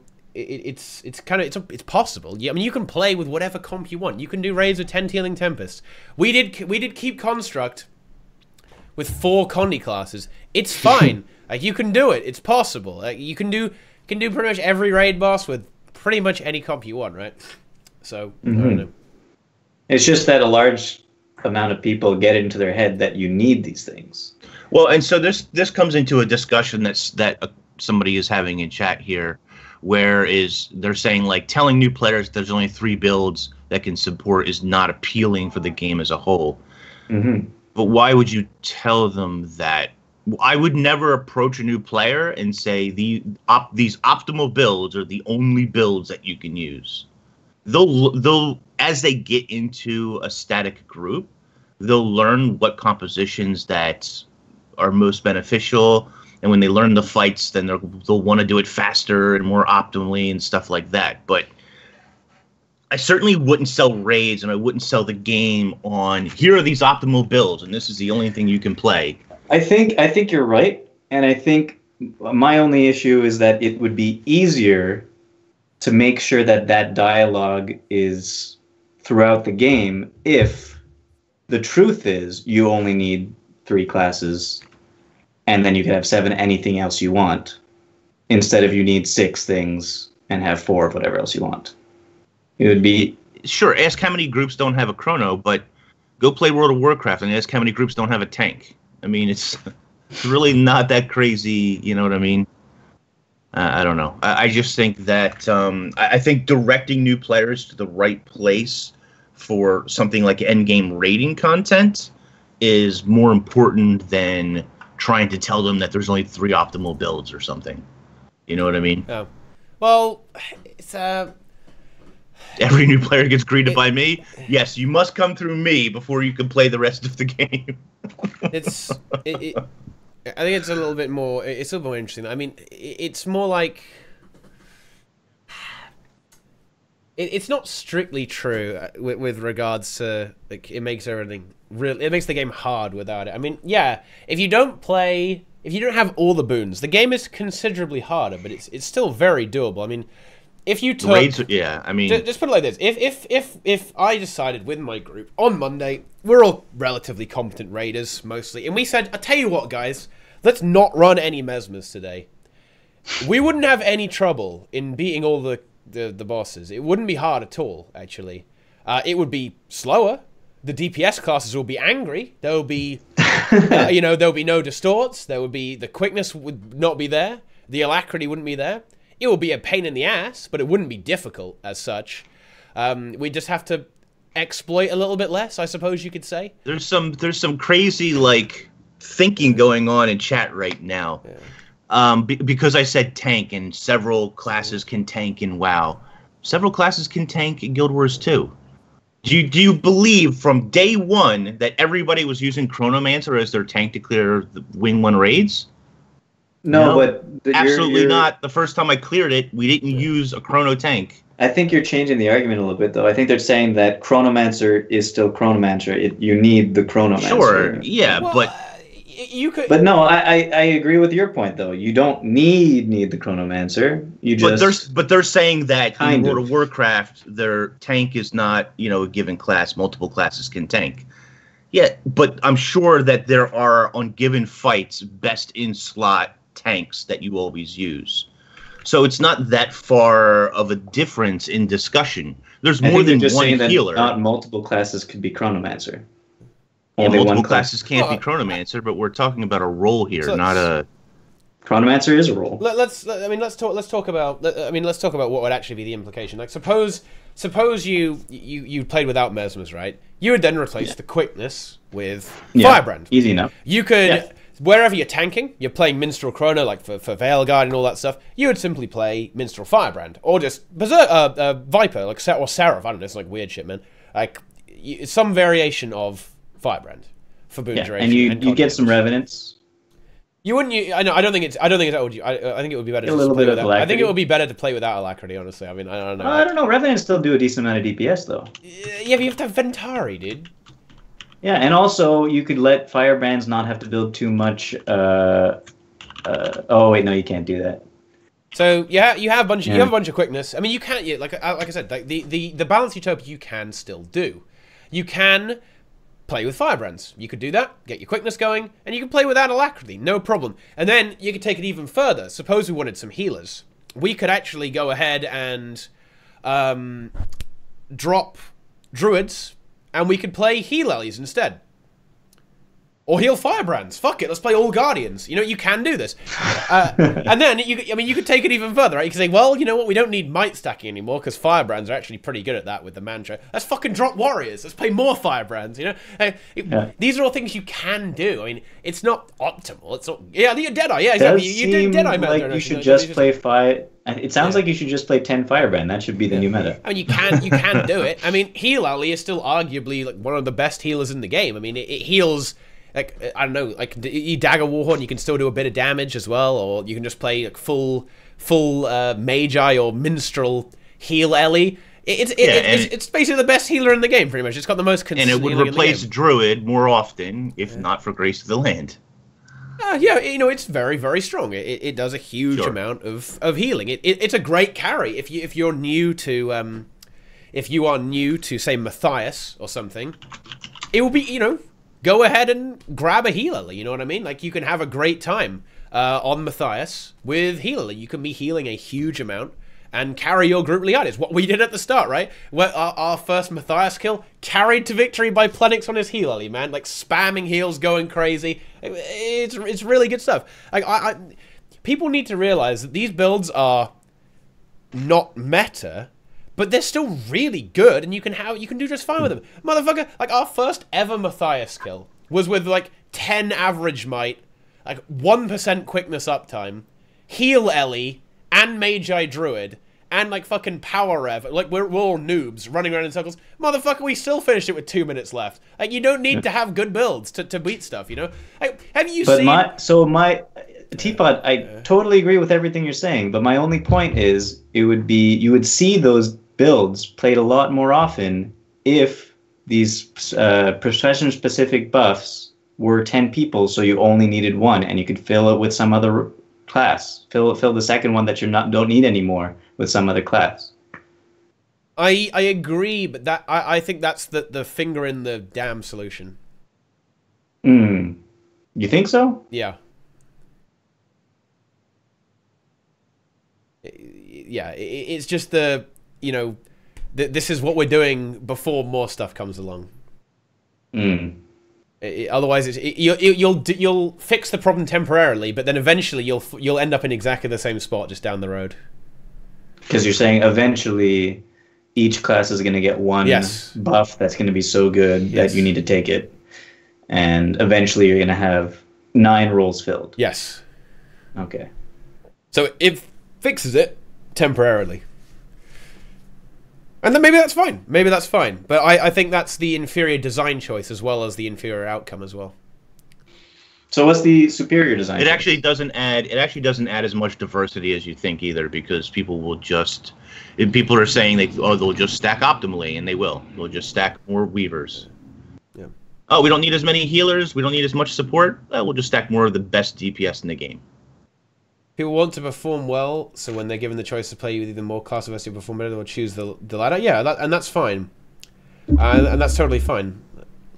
Discuss how encounters specifically can encourage healthy meta. Yeah, I mean, if you don't believe me, guys, watch some earlier tea times. I have always been a champion of this method of balancing the game, because this is like a good method of doing it. So suppose you want to make a specific class good.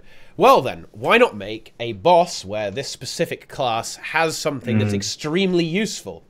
And that's why I think, Necro has always been okay. It's never been useless, because it makes a lot of encounters completely trivial. And that's why, Connie Mesmer. Connie Mesmer, great on Matthias. Used to be, used a lot on Demos until people figured out Connie Thief, right? And then, again, Demos, Aegis is great. Turns out you can do that with Mesmer, though. Whoops. But, never mind. And all this stuff. Like, let's see. Zera, great for Fresh Air Staff, which only sees play on that exact boss, pretty much, right? Because of the mechanics of the fight. That's how you balance it. Again, you could use Scourge. You can use Scourge. You can use Fresh Air Timbers. Like, all these things they have, the lines are blurred, guys. The lines are blurred. So wait, are you saying that there are no best classes? There's only best There's only best stat. There's only best stat. And again, on Matthias, heal Ellie is great, right? Because there's a lot of pressure on the fight. So just bring a heal Ellie, and you can really smooth it out. Of course, you can go ahead and play it with druids, but you have to be, well, I mean, in fairness, like 2 regen druids, like, you're gonna completely smash that fight. But you know what I mean, right? Like, maybe if you're a little bit new to the fight, just learning, you're tanking a lot of damage. Druids aren't that experienced. And hey, like, bring a heal Ellie and carry yourself to victory. Again, like stuff like Veil Guardian, low toughness, so power classes are favored, right? Why couldn't you do both of these solutions? Well, yeah, that's do both of them, yeah. Yeah, so that solution and also the 10-man buff solution. Yeah. Together, in harmony. I mean, you could. But okay, know, great. And you can do that if you want. You could do both. Good. Done. I think we've just solved everything. Are we doing that? We're doing everything? Put it in the game. Wait, okay. What's the complaint here? It's not normal for a year and a half. We still have nothing to compete with Mirror. But the thing is, though, dude, I mean, what you're asking for is literally impossible. I mean, you're asking for a world in which every class, like that every composition is equal. I mean, it's just not going to happen. I mean, there's. No. I'll tell you what. Doesn't happen in almost any game. If you end up that in I've ever played. any kind of MMO, you know, Blizzard managed to do it. No, Did that's they false. though? Did they False. though? I don't Fake know. news. Fake news. I'm not sure about that, man. Like, how many rogues were in the latest raid tier? I don't know, man. Yeah, Like, fake news. I'm not sure how that. I mean, in fairness, like in WoW, there are some bosses where different classes are favorable or different strategies, but I mean that's not. And again, like in WoW, the classes are so homogenized, man. I mean, like they're so. Which is exactly what we talked about. What we don't want to happen. They all have like very similar stuff, and even then, like as I understand it, like a druid is very dominant, right? As I correct me if I'm wrong. I have not kept up with WoW at all, but as I understood it, like healing druids and like, this is World of Warcraft, guys. Healing druids and druid tanks as well were like very dominant, as I understood it. Maybe still, I don't know. Seriously, I can't tell you that for sure. But at least for a while, this was kind of the case, right? So I don't know, man. So it's like any other game where balance ebbs and flows, and there's always going to be a flavor of the month. Go figure. Go figure. Yeah, exactly. And it's going to be very difficult to actually get all comps balanced because at the end of the day, there's this website, guys. There's a website called qtfy.eu. And what these guys are going to do is they're going to find out the best composition at any given time. They've got the spreadsheets, guys. They've got the numbers, okay? They've got the testing. They've got the DPS column. These guys are going to find out. These guys are going to find out the best way to play Guild Wars 2, the most effective way. And unfortunately, the community is going to go, going crazy and just going to start saying, hey, only play this. But that's not the point. Wait, in release we did have 4 tactics, 1 chrono, 1 druid? Yeah, but 7-2-1 was shit.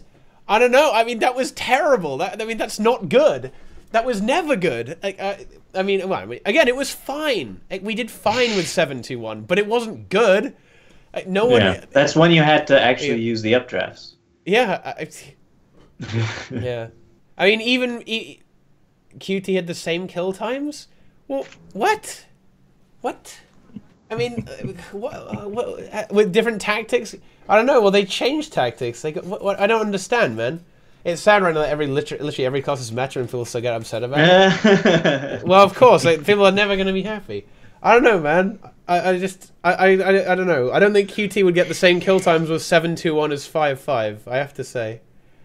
I just don't. I don't know. I mean, maybe you know more than me, man. But I just don't see 7-2-1 having the same DPS output as the mirror comp. I don't know, man. And if it did, they would still be promoting it. So yeah. There you go. Yeah, I mean, here's the thing, right?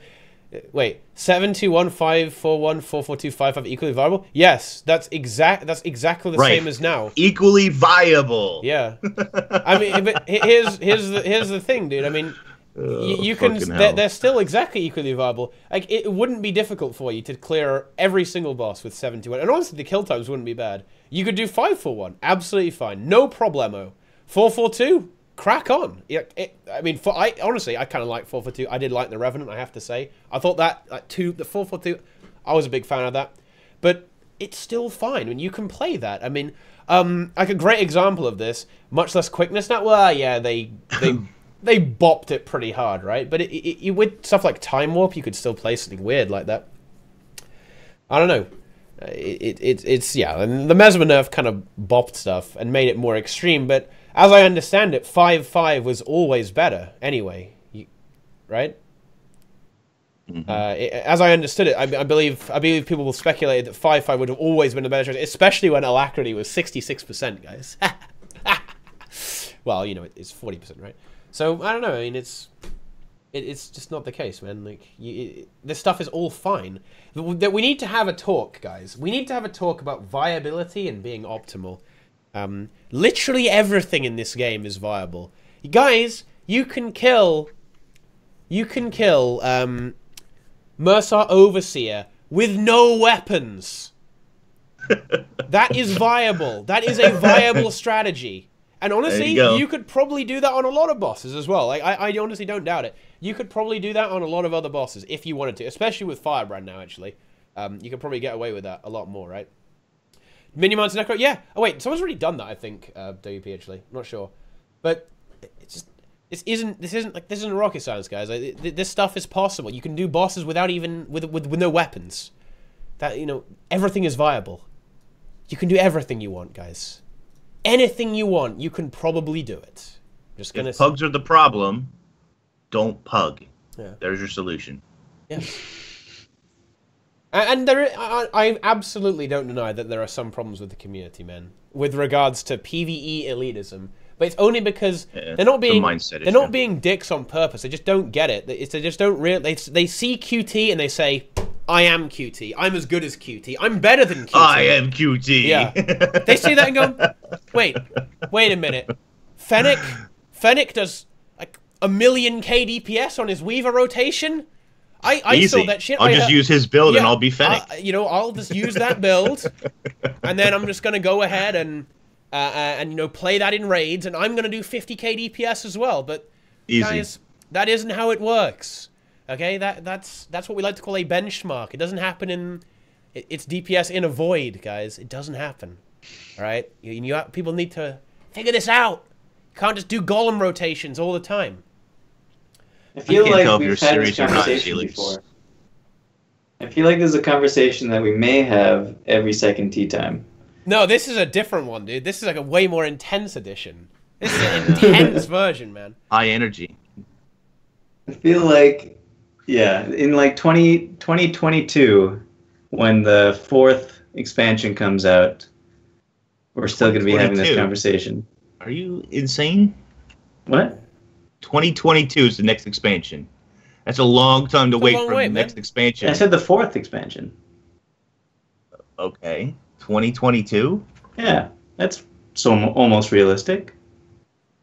I think you're a little off. I think you're off. Okay, sorry, 2021. Yeah. Listen, Boots, I might not make it that far. I need changes now. Okay, all right. So 10-man, easy. Plug in the dam with your finger, easy change.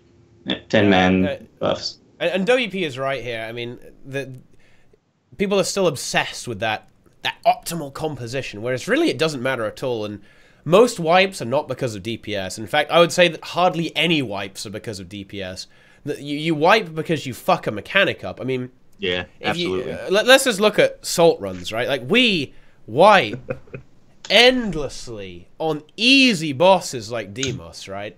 And that's not because of DPS. In fact, whenever we kill Demos, we'll usually have 4 or 5, like a bunch of minutes, 4 or 5 minutes left on the time, man. Like, the damage isn't slow. It's not like top tier, not amazing, but it's strong. It's strong damage. Like, Salt is pretty deep. It's pretty decent at doing DPS compared to the average player, and that's great.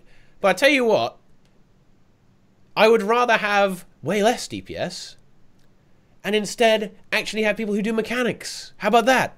You know, like, you can kill a boss in exactly the enrage timer, and you'll still be quicker than Salt, because Salt's going to stand in a few blacks first. You know, that's what's going to happen. So all the DPS baby raging is kind of, it always comes back to Papa Nemesis, man. You know how Papa Nemesis always says, you know, if you wipe even once, you're basically fucked in terms of time. So just don't wipe and take it a bit slower and play safe, you know? Bigger DPS means faster kill time, means less chance to fuck up mechanics. But the mechanics are fucking easy. I don't know, like, why are you worried about that? Yeah. I don't know, man. I was with the Salt group, and the first, like, 3 times on Sabbathon, nobody was throwing the bombs. Yeah, exactly. Fuck, no one needs mechanics, man. Mechanics are completely optional. Yeah. The DPS seemed okay, though. DPS is fine. DPS is fine. It's still got any mechanics. And yeah, and it is 100% true that the faster you kill the boss, the easier it is. That is how Guild Wars 2 works. But if you just greed for DPS and you don't know mechanics, then you're just going to wipe over and over again. So have fun with that. I don't know. Feels bad, man. Mm-hmm. Feels bad. Yeah. But yeah. And thing is, you can still play a very safe build and do damage. If you want to play a safe build with like a very tanky Mesmer and 2 Magi Druids, you can still do very high damage. Pretty much every meta strategy is very easily doable with a pretty safe comp, right? You can play Condi Druids if you want. 100%. You can play Condi Druids basically everywhere. But I'll tell you what, you can also do it with Majors. You want to do mid-strat VG? No problem. Run 2 Magi Druids. You want to do no-out draft Gorswell? It's a fucking joke with 2 Magi Druids. You want to do Zera mid-strat? Fucking joke with 2 Magi Druids, you know? You can play very safely and still do a massive amount of damage. Did you know that you could do a lot of damage with a Firebrand with no power or precision? I mean, you can, but I wouldn't advise it. I wouldn't advise it, but it still does a lot of damage, and you have a lot of, buffs for your stability, not dying. So, yeah, there's a lot of builds out there that you could just be very tanky and not worry about things, and still does enough damage. The place I have most experience, the place where builds and comp and DPS faster, safer is Arc CM. Yeah, you want to get that last phase over as quick as possible. But then again, in theory, as long as you're doing the mechanics correctly, it won't actually be that bad. Like the mechanics on... What the fuck? Like Purge the... Oh my god. As long as you do the mechanics correctly, you can just do Arc CM forever. It's annoying. It's still doable, though. I mean, it's just mildly irritating because it turns into a mechanics clusterfuck at the end with the platforms disappearing. There's lasers everywhere. You still got to do the anomaly. He's going crazy. He's enraged. So yeah, like you do want to get that over with quickly, but you can still play it very safe and be and you can do a lot of damage as well, though. You know? It's like going into the last 10% of Demos. Just calm down. You're gonna be fine. Yeah, we're gonna kill this. Kill it. Don't stress. Don't stress. Screw everything up. What did they say? So Z-Florex is for Lex is saying that. So I guess something happened in the AMA about Power versus Condi. What's does anybody know what the answers were about that? So yeah, they want power builds. They want Condi builds to basically be better on longer fights, as they want it, and they want power builds to be bursty. Exactly what you'd expect, right?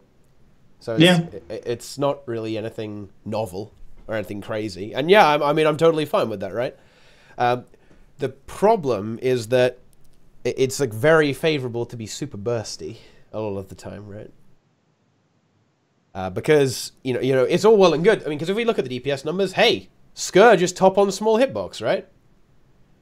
However, it turns out that you're probably still on stuff like Veil Guardian. You're still going to play a power comp because the power classes just melt him because they do so much damage at the start.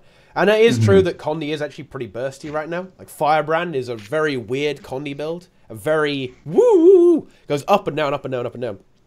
And yeah, there's invuln phases also interfere, like all the cleansers interfere with Condi as well, like kind of fucks with Condi builds, like Sloth fucks with Condis a bit. Well, I guess Zera kind of fucks with Condis, stuff like that. Because all the Condis just disappear. I think Nike was talking about this. Like, the Condis on the boss, they'll just instantly disappear, whereas the power, you immediately do damage, right? Condi should be for sustaining constant damage, where power should have stronger burst. Yeah, exactly, right? Like I don't think this is a particularly contentious issue with regards to Condi. But yeah, I don't know. I don't really have an opinion on it. Scourge is, Scourge is good. It's a little, little slow. Arenio said that moving forward, they'll be aiming changes to bring a bit more parity between the options through the ramp time and using that to emphasize some of the differences. That said, a fundamental issue is that foes whose health pools allow them to survive a significant amount of time beyond the point of condition stack ramping are going to favor condition builds unless they specifically have mechanics which deal with conditions. So does that mean that rather than nerf or buff classes right now, they're going to, in the future, look to make more bosses with different phases that clear Condis? Yeah, sounds entirely possible. Look, it seems to be that they're using the correct approach here, in my opinion. The correct approach. In my opinion, that will be the correct approach of designing different encounters so power and Condi are differently favorable. Like a great example of this is KC. KC's not a particularly popular boss, but it is very favorable for power builds. But what does that mean for Weaver? What do you mean? Like Weaver, a power build for Weaver, for example. Okay. Doing a ridiculous amount of damage. Yeah. And it has burst damage. So if it has the most damage, no matter what, and is also burst damage, doesn't that just make it too good? Well, I think on a small hitbox, Over a very long fight, a Connie build would be better, though. Over a very long fight, yeah. Not that long. But I think the issue is that one of the issues that Condi builds tend to do a lot more DPS than power builds, except for certain ones right now. And those, so if you're designing new bosses to make it more stable, you're going to be making it to make Condi less favorable than power. But there is still one or two power builds, well, one power build that does way more damage than everything else. So well, Weaver would have to get nerfed. Sure, but he said before that there is a disparity in parity. Disparity in parity. So, yeah, I mean, they need to create a better parity first, and then, well, maybe not first, but they need to create a better parity. They're aware of that, but also going forward, you know, there's going to be more bosses and encounters that will, you know, have different favors, so to speak. You know, as One Up says, a great point. This doesn't actually get used that much. You only see this prominently on VG. You can adjust the armor of the bosses as well. Lower the armor, power's great. If you had a boss that had very high toughness, because you know Gorseville has quite high toughness, but suppose he has a big hitbox, so that kind of cancels it out though. Lol, XD. Suppose you had a boss that had very high toughness, higher than ever we've seen before. Yeah, it's going to automatically favor a condition build, like maybe too much even. Like I'm not sure they'd actually do that. Like a boss that, like, well, fuck you, power damage. But what if you had a boss that swapped between power and Condi resistance? Oh! You have to take both! Like Veil Guardian, sort of.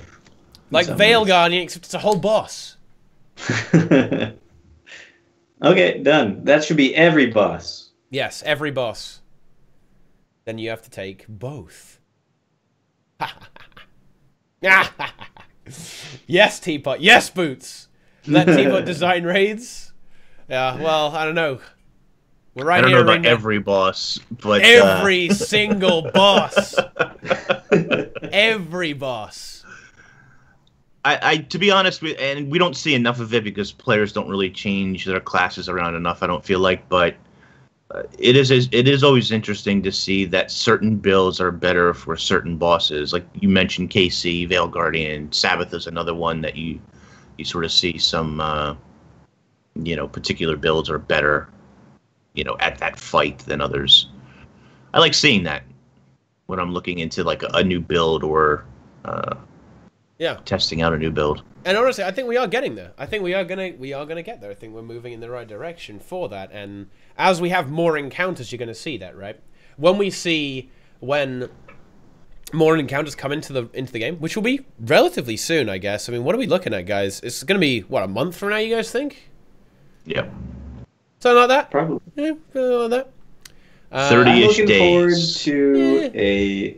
I'm looking forward to a encounter in a raid where you use your mount, where you use a griffin mount. No. And it's kind of like one of those... No. I don't think they'll do that. Yeah.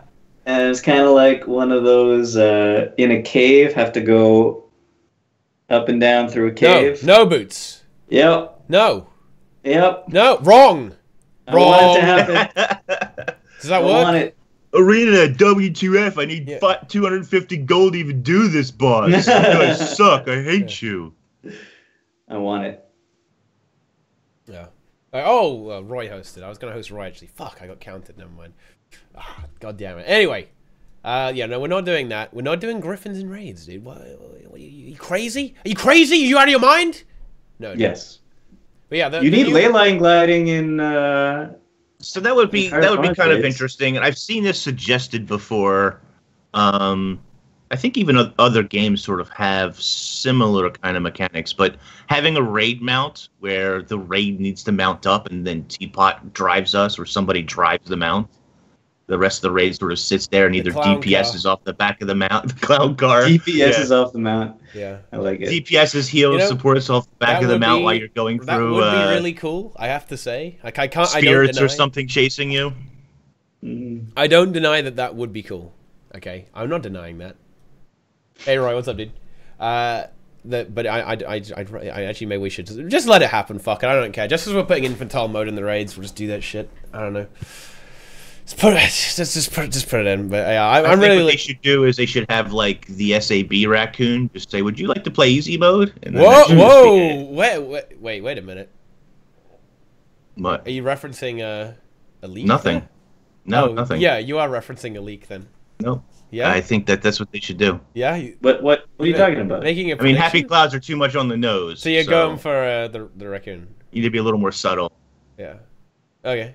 Ricky the SAB raccoon. Oh, whoa, that's actually a good point, though, you be damn, dude.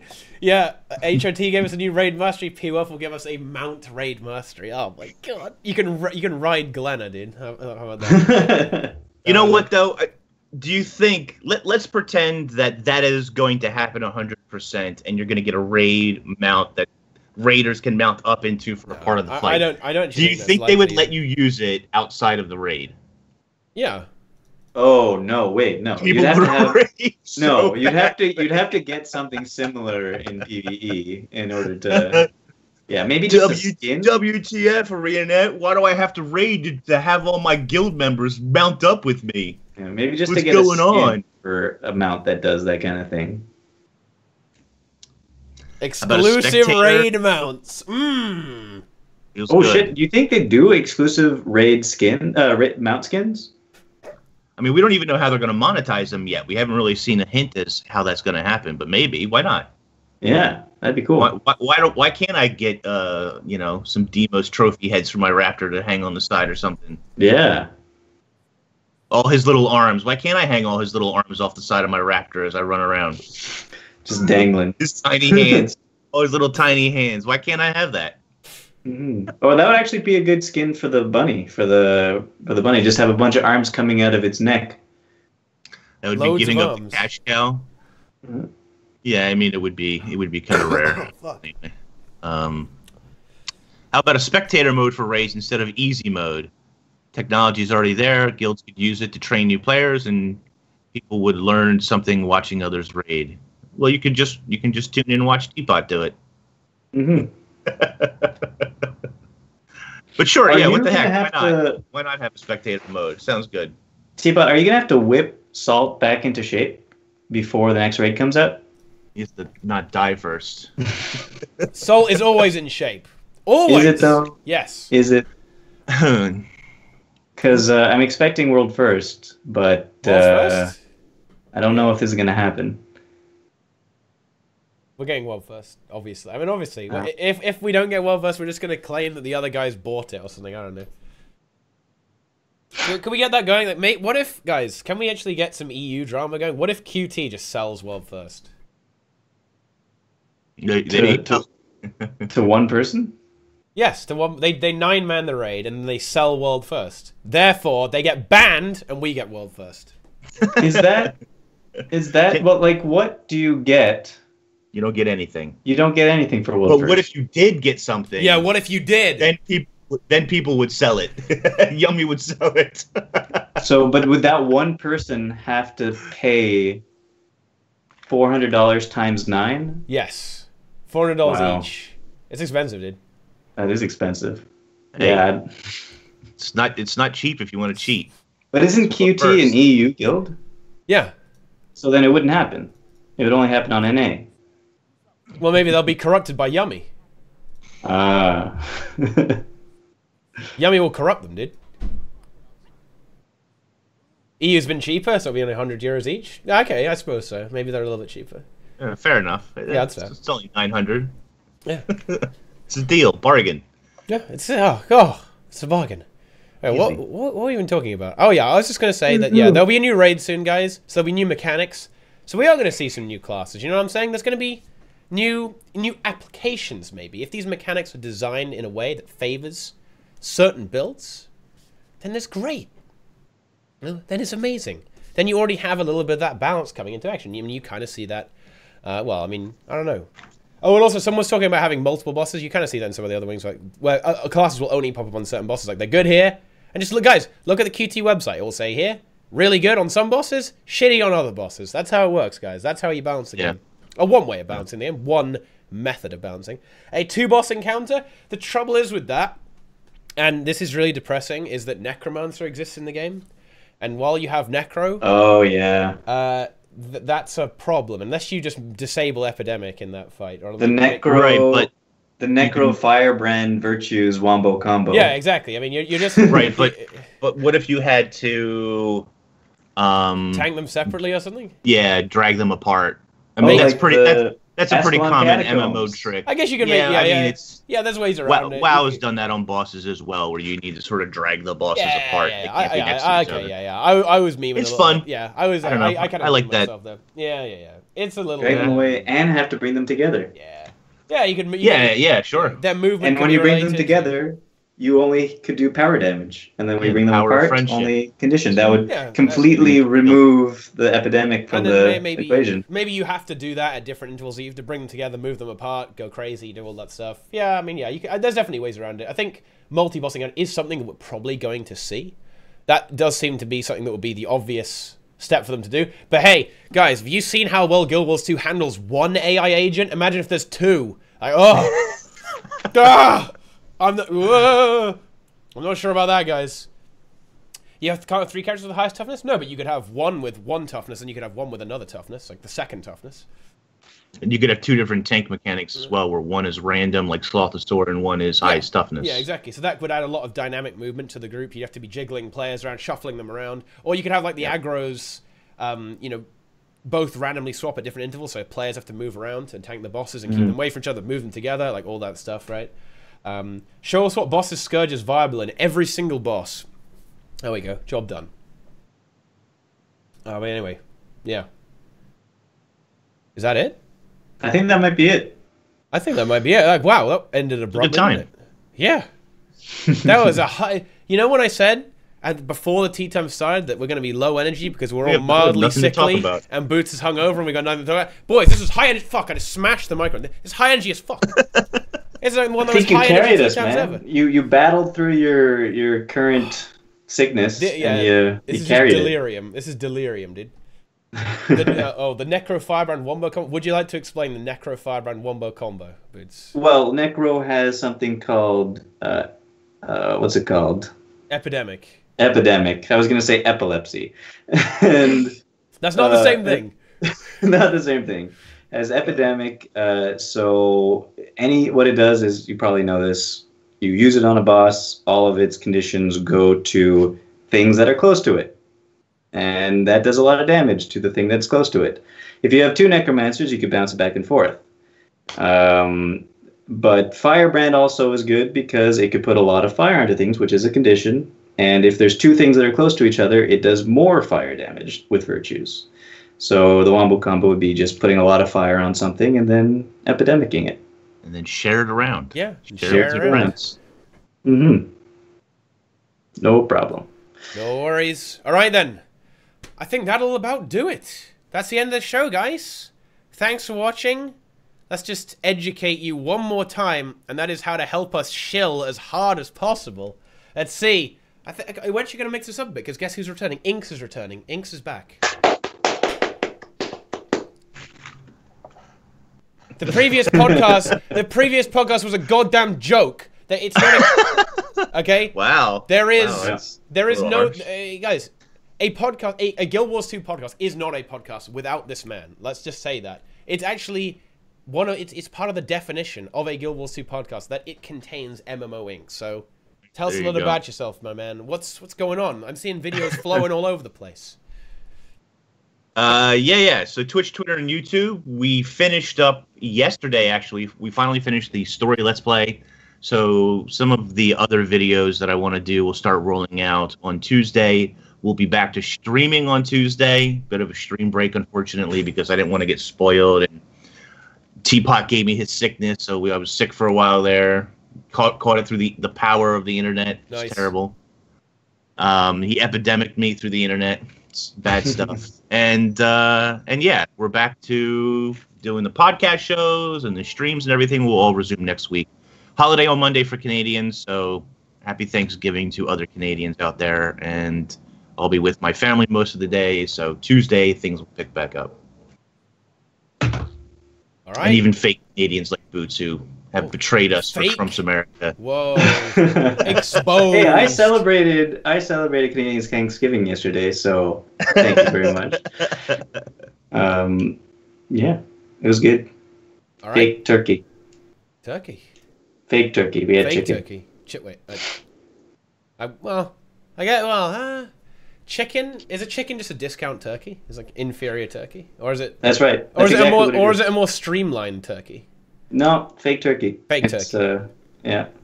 All right. Mini turkey, and a quail is a fake chicken. Is that how it works? Like the smaller yeah. birds are just discounts. Yeah, and a chickadee is a fake quail. KFC. KFC, I'm pretty sure is pigeon. Pigeon Fake meat. chicken. And it is a pigeon a discount quail? Yes, I'd say definitely. Okay. Yeah. It's an upgraded rat. Oh, well, actually, it's quite the opposite. Pigeons are actually extremely high tier. I'm just going to say that, guys. Oh, you love pigeon? Yeah, that's You like to eat pigeon? not the eating them, just the animals, dude. They're great. Well, okay, let's not get into this. All right, Boots. What are you up to these days? I am making Boots bad builds. I have one that I'm probably going to put out next week, but I'm not so sure if it really counts. It's kind of just a fun build that I liked playing while playing Path of Fire Story. So people are probably just going to go, that's just a normal build, Boots. What happened to Boots bad builds? And I'm going to say, well, fuck you. You're right. Wow. Wow. Whoa. Oh. And then I have another one that I'll probably do a little bit later too, but which is more of a Boots bad build than this. My Holomancer build is not so Boots bad build. It's just fun, and my Ranger build is going to be a little more Boots bad buildy. But they're coming out. They're coming out. Don't worry, they're coming. They're on their way. Get ready, a whole new set, guys, for POF. So stay tuned. Be sure to check those guys out. And of course, you're already here. Well, I haven't said that for ages. You guys are already here, so you might as well follow and subscribe and do all that stuff right now, guys. Do it. Hit that follow button. And more importantly, I'm actually just going to go ahead and... Hang on, let me just mute Skype real quick, because I'm now going to go ahead and say to... you guys need to... Wait, what the fuck? I can't mute it. Oh, yeah, I can. Okay, they're muted now, guys. They can't... you guys can't hear them, so MMX will not be able to protest the fact that you guys need to all follow me on Twitter and not him. In fact, I believe he's just saying, no. Anyway, yeah. All you guys need to follow everyone here, guys. Follow Boots, sub on YouTube, sub to everyone on YouTube. Let's go watch all the other tea times. Follow me on Twitter. Subscribe to the stream if you really, really like me a whole lot. But anyway, we love you all for just watching, guys. You guys are the best. Also buy the game through our referral links or something. Yeah. Links to all this stuff below. I'll make the bot post it again. And yeah, we will see you guys around on the internet. So, we'll see you guys around. Thanks for watching, guys. Have a good day, my friends. Thanks for watching, guys.